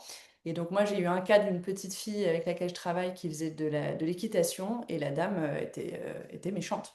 Et les autres parents s'en plaignaient, etc. Et donc là, les parents ont dit, OK, on va chercher ailleurs. Évidemment, c'était compliqué parce que c'était déjà dans l'année, les inscriptions étaient déjà faites, mais ils ont décidé de sortir leur enfant à cause de ça. L'autre élément qui peut être problématique, c'est s'il y a du harcèlement. Donc si c'est une situation de groupe et qu'il y a d'autres enfants qui sont en Oui, train de poser des problèmes à votre enfant dans l'activité, voilà. Donc en fait, identifier pourquoi est-ce que tout à coup il n'y a pas de motivation sur cette activité ou pourquoi est-ce qu'il n'y en a jamais eu ou qu'est-ce qui se passe et voir si on peut agir sur certains des éléments. Parfois, il y a des profs, on peut leur donner du feedback et hop, ils vont faire le nécessaire, ils vont savoir comment motiver notre enfant, ils ont compris, hop, boum. Parfois, on peut donner du feedback à propos du harcèlement et hop, ça aussi c'est pris en compte et c'est géré et tout change et ça va mieux. Donc ça, c'est les éléments auxquels je pense qu'il faut faire mm, attention. Au moment de l'adolescence, les enfants typiquement veulent arrêter. Moi, là, j'insisterai un petit peu, à nouveau, dans le cas de figure où tout est aligné, hein. Le oui, prof est cool, la musique voilà. est bien, Mm. enfin, tout ça. On insiste un petit peu, on garde, et puis éventuellement, on fait un contrat, encore une année, ou quelque chose comme ça, avec une récompense au bout du compte. Ouais, donc c'est ça que je Oui, conseille. parfois ça peut être passager, notamment au moment de l'adolescence. Ça peut Voilà. être je suis désolée, je vais utiliser l'expression, un gros coup de fatigue, un gros Ouais, coup de mou, le sentiment d'être submergé. c'est ça. Et ça, faut passer la tempête, quoi. Ouais, c'est ça. Et puis, tu avais parlé aussi au moment de certains contenus sur l'adolescence. Il y a des ados, quand le centre de gravité change, tout à coup, ils Ouais. deviennent moins performants. Donc, quand ils se comparent aux autres, ils se disent, oh là là, Mm. c'est parce que j'arrive plus. Et d'autres qui, tout à coup, se mettent à performer et sont très motivés, du coup. Mais tout ça, ça rentre en compte là-dedans. Et donc, ce que je dirais aussi en touche finale, c'est si c'est la torture, non, non, Oui. Ah, bah, moi pas la aussi. peine, quoi. Parce qu'on va les Mm. dégoûter et puis on les perd. Donc voilà, c'est ça que je dirais. Allez, on va prendre une dernière question. Comment faire lorsqu'un enfant demande de l'aide pour ses révisions mais n'accepte pas la critique et trouve toujours des justifications pour ne pas connaître les réponses aux questions qu'on lui pose? Pas exactement dans la leçon, pas surligné, pas demandé par le prof. Alors, J'ai vécu, connu ça. Je pense que tout parent connaît sans doute ça un jour. Donc déjà, je vais compatir. Alors, j'ai envie de dire, comment je vais vous dire ça? Euh, je pense que ça fait un peu partie du jeu parfois hein, et qu'il faut l'accepter, mais à un moment, mettre l'enfant face à ses responsabilités. C'est-à-dire, il vous dit ah non, mais ça, c'est pas demandé comme ça dans la leçon. Ben, c'est de lui dire ok, comment c'est demandé dans la leçon? Ah oui, mais ça, c'est pas surligné. Ok, bon, ben, je ne vais t'interroger que sur ce qui est surligné. Vous voyez, on joue son jeu. Par contre, à un moment, on le met aussi face à ses responsabilités, c'est-à-dire de lui dire à la fin, on ne critique pas, on dit, tu me dis que c'est comme ça, j'accepte que c'est comme ça. Et à la fin, on le met par contre face un peu à sa responsabilité en mode, tu penses, vu comme on vient de travailler là, pas moi, hein, c'est pas l'adulte hein, mais toi, vu ce qu'on vient de travailler, tu penses réussir comment? D'accord? De 1 à 10, globalement, je te demande pas une note, mais est-ce que tu penses, voilà. Pourquoi? Parce que peut-être qu'il va très bien réussir. Peut-être qu'il va très bien réussir. Et là, ce sera important d'accepter de dire, bon, ben, il sait ce dont il a besoin. C'est peut-être pas ce que moi j'aimerais. J'aimerais peut-être qu'il sache sa leçon autrement. J'aimerais peut-être qu'il aille creuser davantage. Mais ben, mon enfant est optimaliste. OK? Voilà. Il n'est pas perfectionniste, mais il est optimaliste. Il fait ce qui voilà. Mais, on est peut-être d'accord. Par contre, ça peut peut-être ne pas être suffisant. Et c'est ça où c'est intéressant de faire de l'auto-évaluation, parce que là, si il a dit, bah, moi je pense que de 1 à 10, je peux avoir quelque chose entre 8 et 9 et qu'il a un 6, bah, c'est là où c'est intéressant, éventuellement, de lui dire, ah ok, bon, bah, voilà, tu as eu l'équivalent d'un 6. Est-ce que dans ta méthode de travail, est-ce que dans le cadre que tu t'es fixé, est-ce que tu penses qu'il te manque des choses? Mais vous voyez, on le renvoie sur sa propre évaluation. Et puis, s'il ne trouve pas, on suggère. On peut, s'il est petit, dire, bah, tu vois, moi, peut-être que ça, je l'aurais fait autrement. Ou ça, je l'aurais fait autrement. Par contre, je vous le dis d'emblée, vous y allez un élément par élément. Vous ne sortez pas la liste. Hein, vous ne lui sortez pas bah, t'as pas fait ci, t'as pas fait ça. Vous choisissez votre bataille. Et dans ces moments-là, vous lui dites, bah, il y a cette chose que moi, j'aurais fait différemment. Et on repasse en copilotage sur cet élément-là et uniquement cet élément-là, le temps qu'il accepte. Vous voyez, et parfois, bah, ça prend du temps. Et parfois, on est un peu obligé de revenir dessus. Mais dans ces moments-là, c'est très tentant si vous préférez, de dire, bah, moi je sais et toi tu sais pas. Mais alors là, on perd complètement l'enfant. Et ça va prendre du temps. Donc, moi, j'ajouterais que l'enfant qui aime pas la critique, souvent, c'est qu'il a un grand besoin de se sentir, enfin, sentir qu'on a confiance en lui. Et donc, c'est là où ta réponse de dire, bon, bah, très bien, je te fais confiance, on révise que là où tu veux, elle est juste et on va lui montrer ça. Ça, ça suppose aussi qu'on va, après, quand la note revient et la copie corrigée revient, qu'on fait le follow-up, hein, et donc, on est là, Voilà. bon, j'aimerais voir comment ça s'est passé et tout ça. Enfin, si la note est bonne, bon, bah, excellent, tu as fait ce qu'il y avait à faire. Si c'est pas le cas, bon, bah, regardons ce qui s'est Mm. passé et qu'est-ce que tu veux en tirer comme conclusion, comme leçon, comment tu veux faire la prochaine fois. Et la fameuse question de quoi tu as besoin, hein, comment je peux Mm. t'aider ici pour cette révision, comment je peux t'aider pour t'accompagner sur ce sujet-là, c'est vraiment important. Et je pense vraiment quand on a confiance dans nos enfants, Mm. ça fait une énorme différence.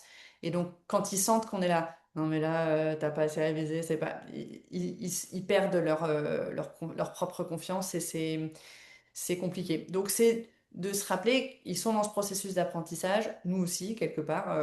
Ah, clairement. Chacun de mes enfants est différent par rapport à ça. Et donc, voilà, de vraiment avoir des conversations avec le pré, le pendant, le post, et faire ce travail-là de collaboration finalement sur l'accompagnement au travail. Mm. Bon, nous sommes, je pense, arrivés à la fin de ce webinaire. Un grand merci pour votre présence. Il sera en replay. On va vous mettre à disposition d'ici quelques jours un Padlet aussi où vous retrouverez le replay, mais où vous retrouverez aussi des éléments. Je vous rappelle, n'hésitez pas à aller voir les webinaires d'avant parce que vous y trouverez aussi beaucoup de choses par rapport à ce sujet. Merci pour votre fidélité cette année scolaire. J'ai revu plusieurs noms plusieurs fois, donc un grand, grand merci. Bon courage pour la fin de l'année. C'est là où notre sens de l'effort à nous aussi va se développer. Hein. Exactement. C'est là où il faut tenir. Donc voilà. Et puis, à peut-être une prochaine fois, en tout cas, avec un grand plaisir de vous retrouver. Et merci beaucoup, Laure, pour avoir co-animé avec moi ces réponses et ta présence ce soir. Avec grand plaisir et merci Nadège pour tes apports très pratiques, très utiles. Là, il y a plein de feedback sur l'utilité et donc vraiment, on a de la chance de t'avoir à nos côtés. C'est gentil. C'est top. Merci. Bon, une très bonne soirée et à bientôt. Voilà.